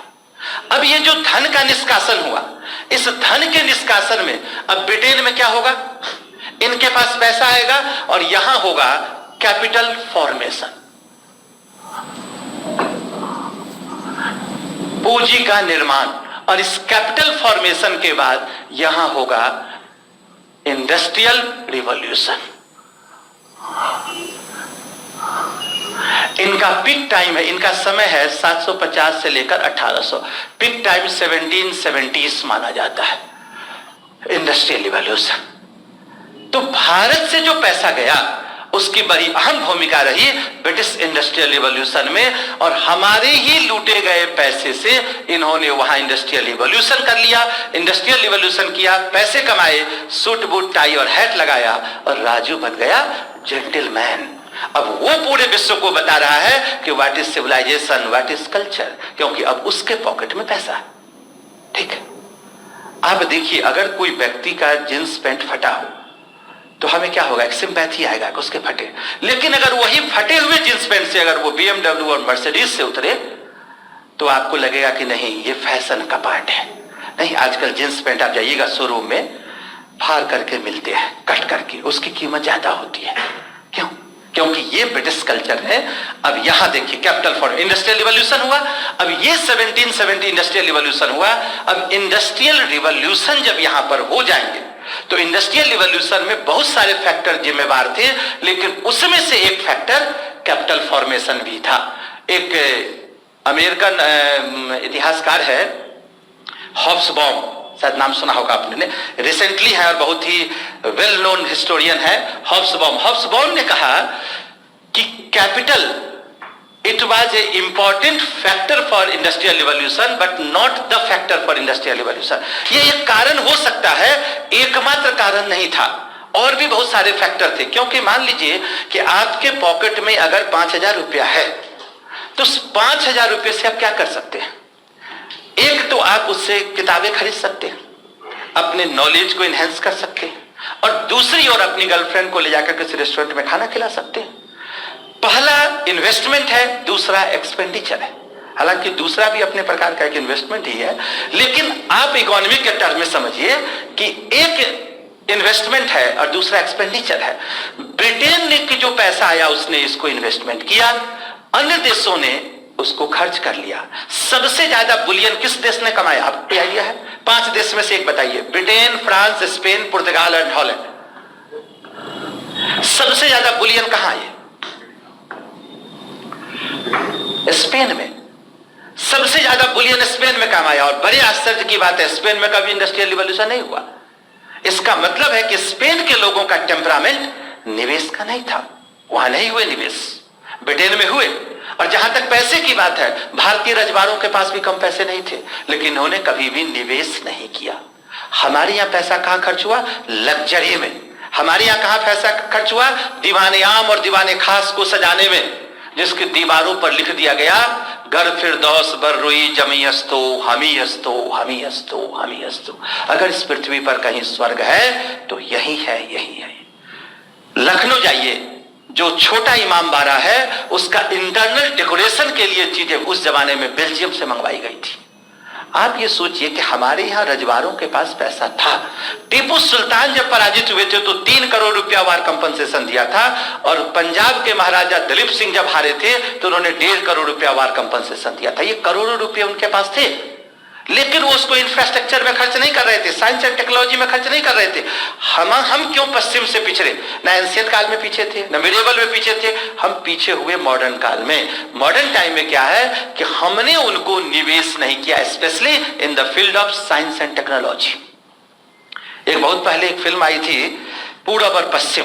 पूरब और पश्चिम में फिल्म का नायक मनोज कुमार विदेश जा रहा है पढ़ने के लिए, तो गांव के एक बुजुर्ग व्यक्ति उनसे कहते हैं कि क्या समय आ गया। एक समय था जब विदेश से लोग भारत में आते थे ज्ञान प्राप्त करने के लिए, आज भारत के लोग विदेश जा रहे हैं। तो नायक उनकी बात को बीच में काटते हुए कहता है, ज्ञान नहीं बाबा विज्ञान, आज देश को विज्ञान की जरूरत है। अब फिल्म देखिएगा कभी यूट्यूब पर। कहा कि ज्ञान नहीं, कहा कि ज्ञान हमसे ज्यादा किसी के पास नहीं है। भारत में जितने ज्ञान है वो कितने किसी के पास नहीं है। हम पिछड़े कहां? विज्ञान में। कहता है ज्ञान नहीं बाबा विज्ञान, आज देश को विज्ञान की जरूरत है। यह है साइंस एंड टेक्नोलॉजी। हम पिछड़ गए पश्चिम से, क्यों? क्योंकि हमने साइंस एंड टेक्नोलॉजी में इन्वेस्टमेंट नहीं किया। पश्चिम में जिस समय Kepler, Copernicus, Galileo, Newton, Harvey तब आ रहे थे, उस वक्त हमारे यहां कोई इसके बराबर कोई साइंटिस्ट नहीं आया, क्योंकि हमने वो टेम्परामेंट वहां पर नहीं दे पाया जिसमें साइंटिफिक इन्वेंशन हो सके। आप देखिएगा यूरोप में ही गैलीलियो ने जब ये बात कही कि जो ये पृथ्वी सूर्य स्थिर है और पृथ्वी उसके चारों ओर घूम रही है, तो गैलीलियो कहां का था? इटली का था। वहां उसको स्वीकार नहीं किया गया, उसको अपनी बात वापस लेने के लिए बाध्य किया गया। गैलीलियो की मृत्यु एक मेंटली डिजॉर्डर, मानसिक विक्षिप्तावस्था में हुई, और जब वो सड़कों पर घूमता था तो कहता था कि जो भी हो घूमती तो पृथ्वी ही है। लोगों ने कहा कितना पागल आदमी, इसको कितनी बार चर्च में बुलाकर समझाया गया, नहीं माना। आगे चलकर देखिए न्यूटन आए और उसने मैथमेटिकल मेथड से प्रूफ कर दिया कि जो बात गैलीलियो कह रहे थे, जो बात केपलर और कोपरनिकस पहले कह चुके थे, वो सही है। और गैलीलियो की बात स्वीकार कर और न्यूटन की बात स्वीकार कर लिया गया। न्यूटन किस देश का था? ब्रिटेन का था। इसका मतलब है कि ब्रिटेन की जनता नवीन प्रौद्योगिकी के प्रति अधिक संवेदनशील थी। नहीं तो सेंसिटिवनेस का होना जरूरी है, सेंसिटिवनेस टुवर्ड्स मॉडर्न टेक्नोलॉजी। अब देखिए ये इंडस्ट्रियल रिवॉल्यूशन हो गए। अब इस इंडस्ट्रियल रिवॉल्यूशन में भारत से गए धन की क्या भूमिका थी, इसको समझिए। एक ब्रिटिश राइटर है मॉरिस डी मॉरिस, तो मॉरिस डी मॉरिस का कहना है कि भारत का जो धन था उसकी कोई विशेष भूमिका नहीं थी, क्योंकि यह टू ब्रिटेन के टोटल नेशनल इनकम का केवल 2% था। यह है आपको तरीका बता रहे स्टैटिकल डेटा का, क्योंकि हिस्ट्री में जो नई टेक्नोलॉजी है, नई जो राइटिंग्स आई है, जितने भी इतिहासकार हैं वे इस्तेमाल करते स्टैटिकल डेटा का, सांख्यिकी आंकड़े का। अब देखिए यहां पर इस पर ये 2% है। अब 2% ब्रिटेन में जो पैसा इंडस्ट्रियल रिवॉल्यूशन में लगा था वह ब्रिटेन के टोटल नेशनल इनकम का इनका कर है कि भारत से जो धन गया ब्रिटेन वो केवल 2% था। अब देखिए जो इंडियन हिस्टोरियन है, इन्होंने इसकी बात का खंडन करते हुए, स्पेशली सुमित सरकार ने इसकी खंडन करते हुए कहा कि ब्रिटेन में व्यापार और वाणिज्य और उद्योग पर जो पैसा लग रहा था वह ब्रिटेन के टोटल नेशनल इनकम का केवल 7% था, केवल 7% था। और इस 7% में 2% धन भारत का था। यानी कि ब्रिटेन में जिस पूंजी से औद्योगिक क्रांति हुई उस पूंजी का लगभग 1/3 पैसा भारत से गया हुआ धन था। इसका मतलब है कि भारत से गए धन ने ब्रिटिश औद्योगिक क्रांति में अहम भूमिका निभाई, और इसी को दादा भाई नौरोजी ने धन का निष्कासन कहा।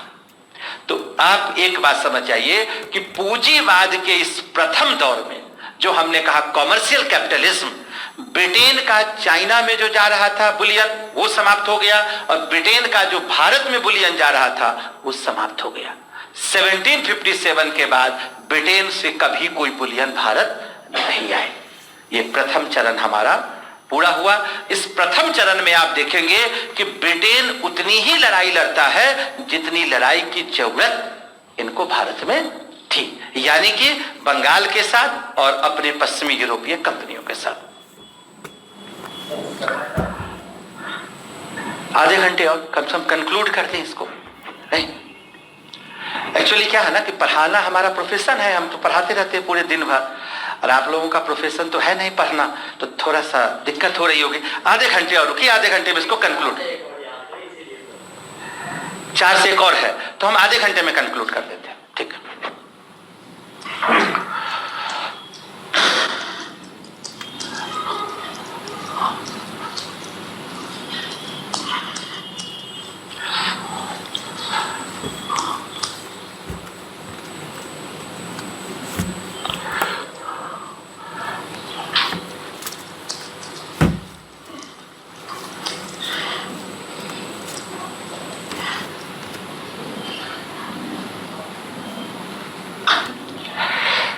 तो जो डायग्राम मुझे बनाने में टाइम लग रहा है वो मैं आपको पीपीटी पर दिखा दूं और वही समझा देते।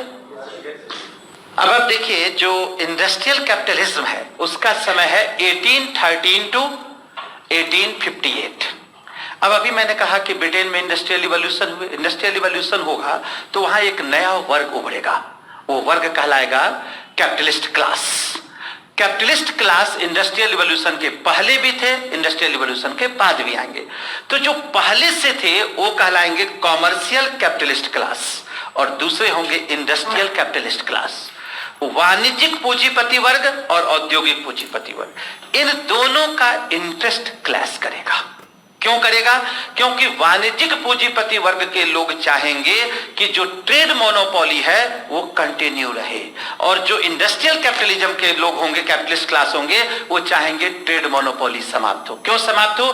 क्योंकि ये लोग अपने प्रोडक्ट को भारतीय बाजार में सीधा लॉन्च करना चाहते थे, जबकि ईस्ट इंडिया कंपनी को व्यापारिक एकाधिकार मिला हुआ था। तो इन दोनों की लॉबी संसद में आमने सामने आ गई और फाइनली क्या हुआ कि इन दोनों के बीच एक मिनट, नेक्स्ट पेज आप आ जाएंगे। एक मिनट,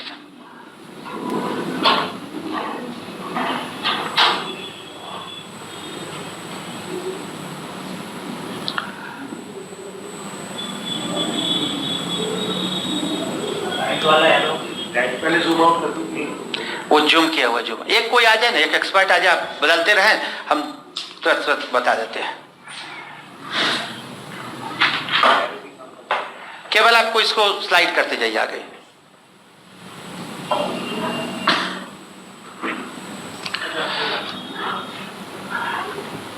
हाँ बस, और आगे। हाँ, ये तो ब्लैंक है। हाँ, इसको सीधा कर दीजिए। आप इनको चेयर दे दीजिए, यहीं बैठ जाएंगे। आप इसी को कर दें, मैं आपको समझा देता हूं। ये देखिए,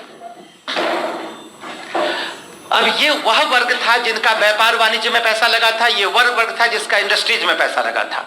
ये क्या चाहते थे? To continue the trade monopoly of East India company. ये चाहेंगे कि ट्रेड मोनोपोली समाप्त किया जाए।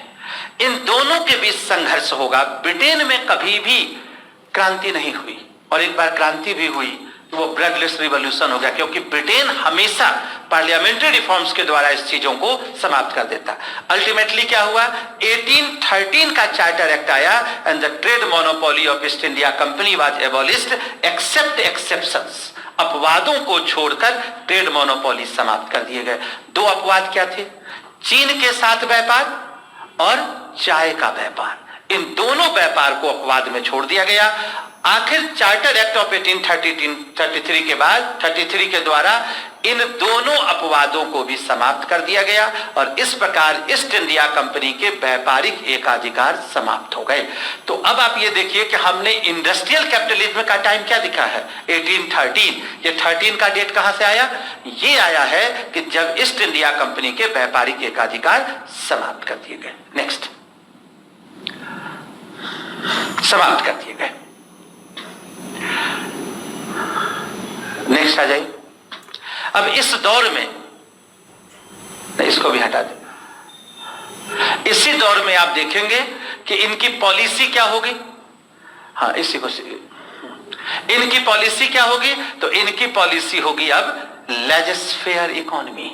अब ये लेजर-फेयर इकोनॉमी का टर्म है, इसको समझ जाए कि फ्रांस के एक विदेश मंत्री थे कोलबर्ट, और कोलबर्ट ने अपने लाइन्स एक जगह, लाइन्स के व्यापारियों की एक सभा बुलाई और उनसे पूछा कि what can I do for the betterment of your trade and commerce. मैं आपके व्यापार और वाणिज्य के विकास के लिए क्या कर सकता हूं? तो एक प्रतिनिधि खड़ा हुआ और बोला, laissez nous faire. Laissez nous faire, it is a French term, it means leave us to do it. Leave us to do it in simple English, minimum interference of the government in the economic matter. आर्थिक मामलों में सरकार की कम से कम भागीदारी।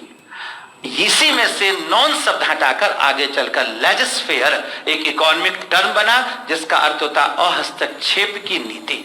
इसको English में कहते हैं फ्री ट्रेड यानी कि मुक्त व्यापार। तो 1813 और 1833 के चार्टर के पीछे किस फिलॉसफी का हाथ था? तो वो फिलॉसफी थी लेजिस्फेयर की। और इसी लेजिस्फेयर के कारण अब भारत का व्यापार इनके लिए खोल दिया गया और भारतीय बाजार में ब्रिटिश वस्तुएं भर दी गई।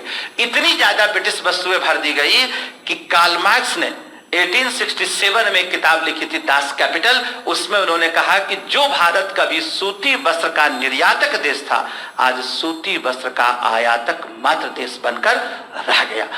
भारत से जो चीजें ब्रिटेन में भेजी जाती थी उस पर लगाए जाते थे 200 to 400% टैक्स। यह देखिए, ये जो भारत से भेजे जाते थे, जो इंडियन गुड्स भेजे जाते थे, 200 to 400% टैक्स लगाया जाता था। और ब्रिटेन का जो वस्तु आती थी वो आते थे 2 to 4%। हमारे यहां से जाता था इंडियन गुड्स, उनसे industrial product and finished good, औद्योगिक उत्पाद आते थे और तैयार माल आते थे। अब भारतीय वस्तुएं जब यहां जानी बंद हो गई तो इसके कंपनसेशन में अब जाने लगा raw material and food grains, कच्चा माल और खाद्यान्न यहां से जाने लगे। और इस प्रकार भारत कच्चे माल का निर्यातक और तैयार माल का आयातक देश मात्र बनकर रह गया। इससे इंडियन इंडस्ट्रीज समाप्त हो गए और भारत का जो उद्योग था, जो कुटीर उद्योग था, हस्तकरघा उद्योग था, कॉटेज इंडस्ट्रीज थे, हैंडीक्राफ्ट, वो सब समाप्त हो गए और भारत को एक दौर से गुजरना पड़ा जिसको कहा गया डी इंडस्ट्रियलाइजेशन, विऔद्योगीकरण। इस विऔद्योगीकरण का क्या परिणाम हुआ? नेक्स्ट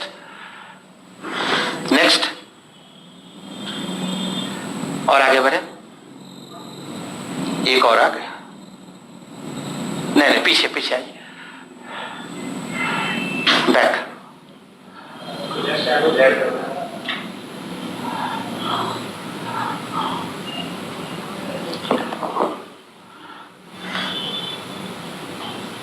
हाँ, इसी को फुल फॉर्म दिखाइए। अब देखिए यहां पर the process of deindustrialisation, विऔद्योगीकरण की प्रक्रिया होगी। अगर विऔद्योगीकरण होगा तो इसका मतलब है कि भारत में जो क्राफ्टमैन थे, अर्थात जो कारीगर थे, दस्तकार थे, शिल्पी थे, वो हो जाएंगे अनएम्प्लॉयड, बेरोजगार। ये बेरोजगार हो जाएंगे तो कहां जाएंगे? ये जाएंगे एग्रीकल्चर सेक्टर की। ब्रिटेन में जब क्राफ्टमैन बेरोजगार हुआ था तो वो गया था इंडस्ट्रियल सेक्टर की। क्यों गया? क्योंकि उसके ठीक समानांतर वहां पर औद्योगिकरण की प्रक्रिया चल रही थी, तो उनके यहां अनएम्प्लॉयमेंट की समस्या नहीं आई। भारत में मॉडर्न इंडस्ट्रीज का विकास नहीं हो रहा था, बल्कि उसके बदले जो उद्योग थे वो भी विनाश हो गए। तो ये कहां चले गए? एग्रीकल्चर सेक्टर की ओर। और यहां जाने पर व्यक्ति और भूमि का अनुपात टूट गया, भूमि उतनी ही रही, व्यक्ति ज्यादा हो गए। जब व्यक्ति ज्यादा हो जाएंगे तो प्रोडक्टिविटी कम हो जाएगी, लो प्रोडक्टिविटी हो जाएंगे। प्रोडक्टिविटी क्या है? The rate of production is called productivity. उत्पादकता कम हो जाएगी। जब उत्पादकता कम होगी तो हमारी आय कम हो जाएगी, लो इनकम कम होगी तो लो सेविंग, हमारी बचत, और बचत कम होंगे तो निवेश कम होगा, निवेश कम होगा तो प्रोडक्शन कम होगा, फिर अनएम्प्लॉयमेंट जनरेट होगा और धीरे धीरे एक सर्किल बन जाएगा और भारतीय इसके बीच में घिर जाएंगे, जिसको इकोनॉमी में कहा गया विशियस सर्किल ऑफ पॉवर्टी, गरीबी का दुष्चक्र। ये गरीबी का दुष्चक्र ऐसा है कि माना जाता है कि भारत के अधिकांश लोग इसी गरीबी के दुष्चक्र में रहते हैं। और आप देखेंगे कि 95% लोग, जैसे रनवे पर जब फ्लाइट चलती है ना, तो आप देखेंगे कि जो दौड़ती है इसको रनवे, जहां से उठती है इसको टेक ऑफ कहते हैं। 95% को जीवन में टेक ऑफ का तो मौका ही नहीं मिलता, वो इसी रनवे पे अपनी जिंदगी दौड़ते रह जाते हैं रोटी कपड़ा और मकान के चक्कर में। और तभी गर्लफ्रेंड कहती है क्या, तेरे 2 टकिए की नौकरी में मेरा लाखों का सावन जाए हाय। तो ये आप देख लीजिए, टेक ऑफ नहीं हुआ। अब ये जो सर्किल में घिरेगा गरीबी के दुष्चक्र में, अब देखिए क्या होगा। फ्रांस में ऐसी स्थिति आई थी, तो फ्रांस के एक फिलोसोफर थे रूसो ने किताब लिखी सोशल कॉन्ट्रैक्ट। इसमें उन्होंने लिखा कि man was born free but everywhere he is in chains. मनुष्य स्वतंत्र जन्मा है, लेकिन वो सर्वत्र जंजीरों से जकड़ा हुआ है। ये कैसी जंजीर थी? उन्होंने कहा कि जो जंजीर घेर रही है उसको तुम तोड़ डालो। रूसों के कहने पर इस जंजीर को तोड़ दिया फ्रांसीसी लोगों ने, फ्रांस में क्रांति हो गई। इसके 100 साल के बाद कार्ल मार्क्स आए, उन्होंने कम्युनिस्ट मैनिफेस्टो जारी किया था 1848 में। उसमें लिखा कि workers of the world unite, you have nothing to lose but chains. विश्व के मजदूरों एक हो जाओ, तुम्हें खोने के लिए कुछ नहीं है सिवाय बंधनों के। उसने भी कहा कि बंधन तोड़ डालो, रूस की जनता ने तोड़ दिया, रूस में क्रांति हो गई। लेकिन भारत में 19वीं शताब्दी में ऐसा कोई फिलोसफर नहीं आया। भारतीय किसानों ने खुद ही इस बंधन को तोड़ने का प्रयास किया, और इस बंधन को तोड़ने का प्रयास ही द रिवोल्ट ऑफ 1857 है, 1857 का विद्रोह है। वहां फिलोसफर थे, मार्गदर्शन मिला, अंजाम तक पहुंचे। हमारे यहां फिलोसफर नहीं थे, मार्गदर्शन नहीं मिला, तो ये अभिमन्यु की तरह चक्रव्यूह में फंस गए और अंततः मारे गए। तो 1857 के विद्रोह की और सफलता की एक बड़ी वजह यह थी कि इनको यह तो पता था कि सिस्टम को तोड़ना है, लेकिन इसके विकल्प में कौन सिस्टम लाना है, ऐसा कोई विजन इनके पास नहीं था। ऐसा कोई विजन नहीं था। शायद हो सकता है इसी सब कारण से इस संस्थान का नाम भी शायद विजन रखा गया हो, छात्रों में नया विजन देने के लिए। तो आप ये देखिए, ये चक्रव्यूह में 1857 का जो विद्रोह है वह कुछ नहीं, ब्रिटिश आर्थिक व्यवस्था के खिलाफ एक विद्रोह है। निस्संदेह यह चर्बी वाले कारतूस से हुआ था, लेकिन सबसे ज्यादा जो पार्टिसिपेंट क्लास था वो किसान वर्ग था। किसान इसलिए था क्योंकि यही इस गरीबी के दुष्चक्र को तोड़ना चाहता था। और 1857 के विद्रोह के बाद एक काम तो ये हुए कि 1857 के विद्रोह के बाद कि भारत में मुगल बादशाहत का अंत हो गया, ईस्ट इंडिया कंपनी के शासन का अंत हो गया, और भारत पर सीधे क्राउन का शासन स्थापित हो गया। तो क्राउन के शासन के स्थापित होने के साथ ही हम लोग थर्ड फेज में जाते उपनिवेशवाद के, और वह कहलाएगा financial capitalism. Next, third phase of the colonialism, financial capitalism. अब ये जो थर्ड फेज है फाइनेंशियल कैपिटलिज्म का, इसका मुख्य उद्देश्य क्या था ये समझिए। इस चरण का पहले अर्थ समझ ले। वित्तीय पूंजीवादी चरण से हमारा तात्पर्य भारतीय औपनिवेशिक भारत के उस कालखंड से है जिसमें ब्रिटेन भारत से कच्चे मालों और अनाजों का आयात करता था, तथा भारत में औद्योगिक उत्पाद तैयार मालों के साथ पूंजी का भी निर्यात करता था। अब एक नई बात जुड़ गई, कैपिटल। ये कैपिटल भी, दो चीजें तो हम पहले बता चुके थे, industrial product and finished good, इसके साथ ये तीसरी बात आ गई, कैपिटल। अब भारत में पूंजी का निवेश होगा। अब क्यों निवेश होगा, अब कैसे निवेश होगा इसको समझिए। पहली बात ये समझिए कि हम कहीं भी निवेश करते हैं, what was the important factors responsible for the investment in India. Bharat में क्यों निवेश करते, तो निवेश के पीछे 5 इंपॉर्टेंट फैक्टर्स थे, ध्यान से सुनिएगा। पहला, availability of the raw materials, Bharat में कच्चे मालों की उपलब्धता थी, specially coal and iron. Second point, availability of the land, Bharat में भूमि की उपलब्धता थी। Third point, availability of the human resources, मानवीय संसाधनों की उपलब्धता थी। चौथा, availability of the market, Bharat में बाजार की उपलब्धता थी। And fifth one, security of the capital, पूंजी की सुरक्षा थी। 4 चीजें तो समझ में आ गई कि कच्चे माल थे, भूमि थे, ह्यूमन रिसोर्स थे, और चौथा मैंने बताया आपको कि एक बड़ा बाजार उपलब्ध था। 5वां बताइए कि सिक्योरिटी ऑफ द कैपिटल, पूंजी की सुरक्षा, ये 5वां फैक्टर कैसे आया, इसका क्या अर्थ है। 1757-58 के पहले भारत पे कंपनी का शासन था, और अब किसका शासन आ गया, अब क्राउन का शासन आ गया। तो क्राउन का शासन आ जाएगा, अब यदि आप भारत में पैसा लगाएंगे तो आपका पैसा सुरक्षित होगा, क्योंकि क्राउन ने जब ईस्ट इंडिया कंपनी को भारत से हटाया था तो उसे कंपनसेशन की रकम प्रदान किया था। तो उनको ये बात तय हो गई कि अगर हम भी कल यहां से हटेंगे तो हमें क्षतिपूर्ति की रकम मिलेगी।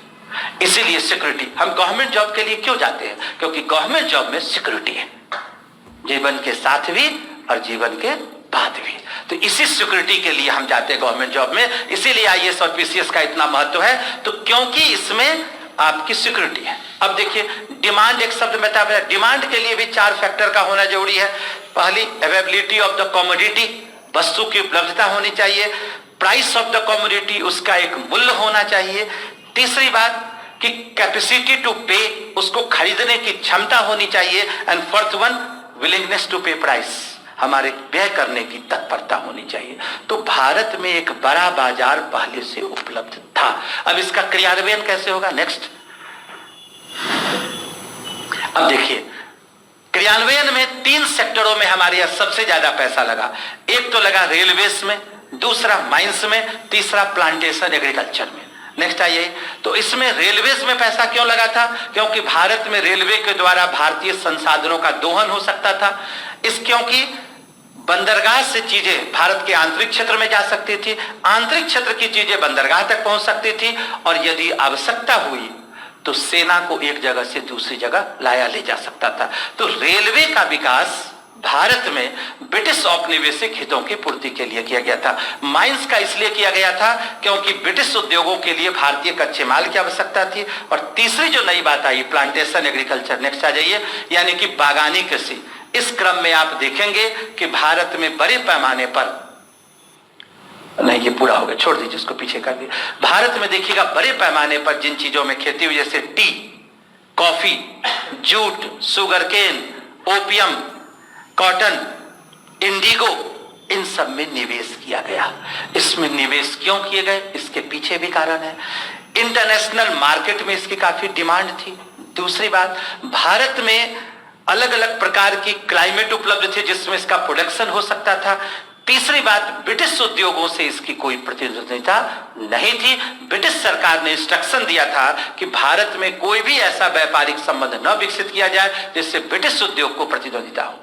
तो जब इन सब चीजों की उत्पादन करते थे तो उससे ब्रिटिश उद्योग को कोई नुकसान नहीं था। और इसी दौर में अब रिएक्शन, एक रिएक्शन तो हमने देखा, एक रिएक्शन होता है कंस्ट्रक्टिव, एक डिस्ट्रक्टिव। तो डिस्ट्रक्टिव में रिवोल्ट ऑफ 1857 था, और एक कंस्ट्रक्टिव रिएक्शन हुआ जिसमें आ जाएगा सोशियो रिलीजियस रिफॉर्म मूवमेंट और cultural awakening, and it is also known as Indian renaissance. और दूसरी बात, भारतीय स्वतंत्रता आंदोलन। ये भारतीय स्वतंत्रता आंदोलन का भी फेज इसी तृतीय चरण से जुड़ा हुआ है। तो बेसिकली उपनिवेशवाद से संबंधित हमारे ये 3 चरण है, और इस 3 चरण से ये सब घटनाएं परिघटित हुई। इसी में राजनीतिक घटनाएं भी साथ साथ चलती रही। अब इससे संबंधित क्या प्रश्न हो सकता है, इसकी हम चर्चा कर लें। एक सामान्य प्रश्न यह हो सकता है कि उपनिवेशवाद के विभिन्न चरणों की व्याख्या कीजिए। एक सामान्य प्रश्न यह हो सकता है कि किसी particular phase, commercial, capitalism, industrial या फाइनेंशियल से पूछ दिया जाए। एक प्रश्न काफी कॉम्प्लिकेटेड पूछा था, वो है, क्वेश्चन ये है, the head of the British Empire, the head of the British power in India was also the high noon of laissez faire economic doctrine. इस क्वेश्चन को मैं हिंदी में बोल देता हूं।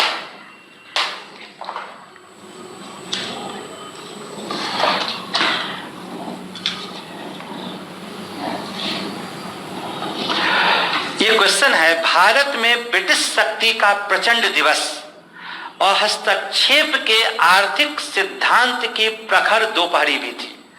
The head of the British power in India was also the high noon of laissez faire economic doctrine. थोड़ा इस question को देखिए, क्या कहना यह चाह रहा है। आप सबसे पहले देखिए कि भारत में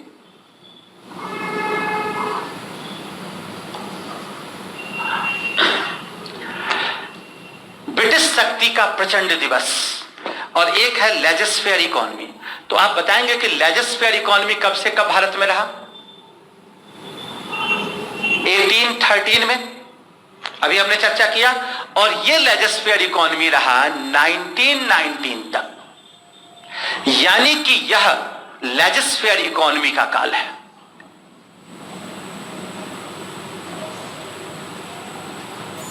ये लेजिस्लेयर इकोनॉमी का काल है 1919। अब यहां से वहां तक आप देखिए कि ये वही टाइम है जिस समय ब्रिटिश सत्ता का भारत में चरमोत्कर्ष था। भारत में ब्रिटिश शक्ति का प्रचंड दिवस,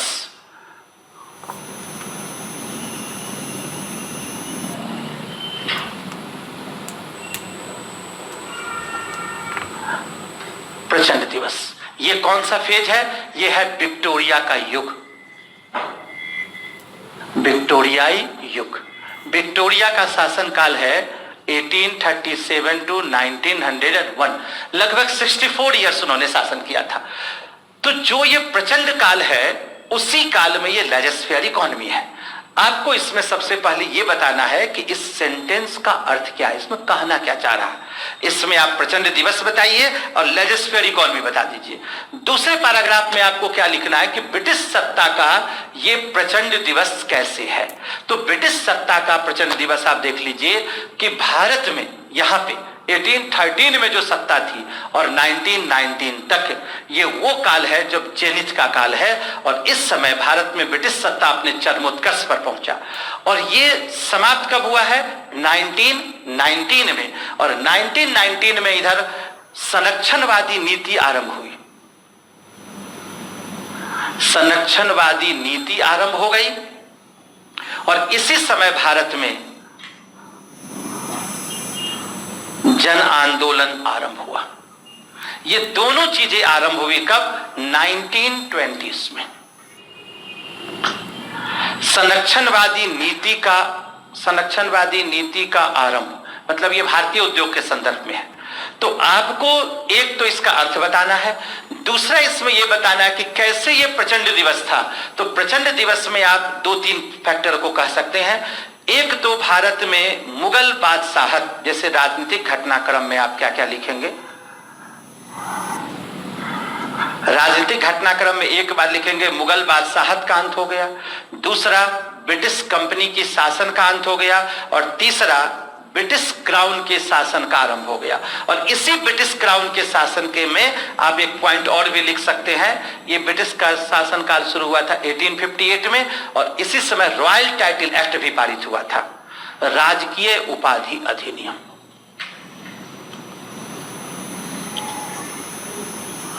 ये हुए थे 1876 में। ये राजकीय उपाधि अधिनियम के द्वारा भारत के जितने रजवाड़े थे, इन सभी रजवाड़े के ऊपर ब्रिटिश पैरामाउंसी स्थापित कर दिया गया था। पैरामाउंसी मतलब सर्वोच्च सत्ता। ये सर्वोच्च सत्ता इन पर स्थापित कर दिया गया था। यहां तक कि इन रजवाड़ों को क्या प्रोटोकॉल होगा, कितने तोप की सलामी दी जाएगी, कौन सी उपाधि दी जाएगी, ये सब ब्रिटिश क्राउन तय करेगा। मतलब ये 1858 के पहले जो अधिकार मुगल बादशाह को थे, वे सब के सब ब्रिटिश क्राउन को ट्रांसफर हो गए। तो राजनीतिक घटनाक्रम, और दूसरी ओर आप आर्थिक घटनाक्रम की चर्चा करेंगे। और आर्थिक घटनाक्रम में लेजिस्लेटिव इकोनॉमी में एक बात लिखेंगे कि ब्रिटेन के लिए भारत, ये भारत क्या बन गया? कच्चे मालों का निर्यातक और तैयार मालों का आयातक। और लास्ट में आप इसमें एक चीज जोड़ेंगे, जो बागानी कृषि हुई थी, इसमें भी जो प्रॉफिट था, लाभ था, वो सब के सब ब्रिटेन वाले को मिल गए, भारत को नाम मात्र का ही इसका लाभ मिला। मतलब एक पैराग्राफ हम इंट्रोडक्शन दे देंगे, दूसरे में राजनीतिक घटनाक्रम लिख देंगे, तीसरे में आर्थिक घटनाक्रम लिखेंगे, चौथे पैराग्राफ में इसको कंक्लूड कर देंगे। तो अगर 200 शब्द के अगर आंसर है तो 50-50 शब्द हम चारों में डाल सकते हैं। अभी लास्ट ईयर जितने भी क्वेश्चन आए 150 का पूछा, तो 150 में तब आप उसी को 50-50 शब्द में ही, या फिर उसको 40-40 शब्द करके आप इसको लिख सकते हैं, 35 एवरेज लिख सकते हैं। क्योंकि अभी लगातार ट्रेंड चेंज हो रहा है, कभी देखेंगे 200 वर्ड्स, कभी 250 वर्ड्स, 150 वर्ड, लास्ट ईयर 150 पूछा। तो ये अगर क्वेश्चन को आप समझ जाएंगे, एक बार जब आप ये लेजिस्लेटिव इकोनॉमी और ये सब चीजों को समझेंगे, इनिशियली हमें लगता है कि इन सब चीजों की हमें आवश्यकता नहीं है, लेकिन अगर आप एक बार मॉडर्न इंडिया को कंसेप्चुअली समझ जाएंगे तो राजनीतिक घटनाक्रम को बड़े आराम से उसमें देकर समझ सकते हैं। हमारा जो पढ़ाने का मेनली तरीका है वो ये है कि हम पहले कॉन्सेप्ट रख देते हैं और कॉन्सेप्ट पे घटनाओं को डाल देते हैं। तो अगर एक बेसिक स्ट्रक्चर हमारे पास है तो कभी भी मॉडर्न इंडिया हमारे लिए एक बर्डन नहीं होगा। और मॉडर्न इंडिया का महत्व यह है कि प्रीलिम्स में भी है, मेंस में भी है, और इसकी कहीं ना कहीं भूमिका हमारे यहाँ इंटरव्यू अन्य चीजों में आएंगे, क्योंकि किसी भी चीज के बैकग्राउंड में जाएंगे तो मॉडर्न इंडिया आपके सामने आ जाएगा। तो उपनिवेशवाद को इस प्रकार से हमने सामने रखा है। और आप लोगों को क्या करना है, आप लोगों को जब भी कोई टॉपिक पढ़ें तो सबसे पहले आपके पास होना चाहिए सिलेबस, किस टॉपिक में है क्या। आप जब आए क्लास में तो हमेशा टॉपिक इंटरनेट पर अवेलेबल है, आप वहां से डाउनलोड कर सकते हैं, अगर नहीं है तो आप हमसे लेकर जेरॉक्स करा सकते हैं। दूसरा काम आपको क्या करना है कि प्रीवियस ईयर के क्वेश्चंस जितने भी हैं वो सब आपके पास होने चाहिए, कि बंगाल से related, Maratha, Mysore, Punjab, economy, socio religious reform movement, revolt of 1857, जितने टॉपिक है इस सब के क्वेश्चंस आपके पास होने चाहिए, क्योंकि आप तभी जज पढ़ पाएंगे कि आपका प्रिपरेशन क्या है। बिल्कुल ब्लैंक में नहीं तैरना है। फिर उसके बाद जितने भी क्लास होंगे उस सब का स्ट्रक्चर आपको पहले दे दिया जाएगा कि पर डे कौन सी क्लास में कौन से टॉपिक को मैं डील करूंगा। जैसे मॉडर्न इंडिया है तो किस दिन कौन सा टॉपिक होगा ये पहले से आपको दिया रहेगा। आप इसको पढ़ कर आएंगे तो क्लास का स्टैंडर्ड हाई होगा। वैसे मैं यही चाहूंगा कि आप न पढ़ कर आए, मान लीजिए आप पढ़ कर आएंगे तो हमसे कोई ऐसा भी सवाल पूछ सकते जो मुझे ना आता हो, लेकिन फिर भी मैं अपने ऊपर रिस्क लेकर आपसे कह रहा हूं कि आप पढ़ कर आएंगे। जितना पढ़ कर आएंगे क्लास का स्तर उतना अच्छा होगा। नहीं, और खासकर हिंदी माध्यम के छात्रों में देखता हूं कि जब कोई सवाल पूछते हैं और शिक्षक नहीं बता पाता तो हमारे अंदर एक गर्व की अनुभूति होती है। तो आप उसके लिए क्लास ना आए, कुछ जानने के लिए आया करें। इसके अलावा जो भी टॉपिक हम आपको पढ़ाएंगे, जैसे अभी मैंने ब्रिटिश इकोनॉमी का स्ट्रक्चर बताया, इस ब्रिटिश इकोनॉमी के स्ट्रक्चर से रिलेटेड ये नोट्स हम आपको प्रोवाइड करा देंगे और ये संस्थान के माध्यम से आपके पास चला जाएगा। इसमें जितने भी बेसिक चीजें हैं, चाहे कंसेप्ट हो, डेटा हो, सब इसमें उपलब्ध है। इसी प्रकार से हर टॉपिक वाइज हमारे पास उपलब्ध है, तो आप इसको संस्थान से प्राप्त कर लीजिएगा। बाकी अब आप बताएं, ये तो वन वे ट्रैफिक चल रहा था। आप बताइएगा आपके मन में इतिहास जब पढ़ते हैं तो क्या समस्याएं आती है। हम आपसे ये जानना चाहते हैं लास्ट में, अंतिम सवाल के रूप में, आपको क्या समस्या आती है इतिहास में। जो कंसेप्चुअल चीजें हमने आपसे डिस्कस किया, आप कंफर्टेबल फील किए? नहीं, या हड़प्पा की लंबाई चौड़ाई बताता तो ज्यादा खुश हो जाते। कई बार बच्चे को लगता है ना कि सर तो पूरा पढ़ाया लेकिन कुछ बताया नहीं, कुछ 2-4 पेज है। तो शुरुआत के 2-4 क्लास कंसेप्चुअल ही चलेगा। इसके बाद धीरे धीरे जैसे आप फेमिलियर होते जाएंगे आपको टॉपिक पता चलेगा। बहुत बहुत धन्यवाद आप लोगों का, अपनी बात इतनी शांतिपूर्वक सुनी। ठीक है, ऑल द बेस्ट और नव वर्ष मंगलमय हो। आप सबके उज्जवल भविष्य की कामनाओं के साथ आज का क्लास यही समाप्त करते हैं।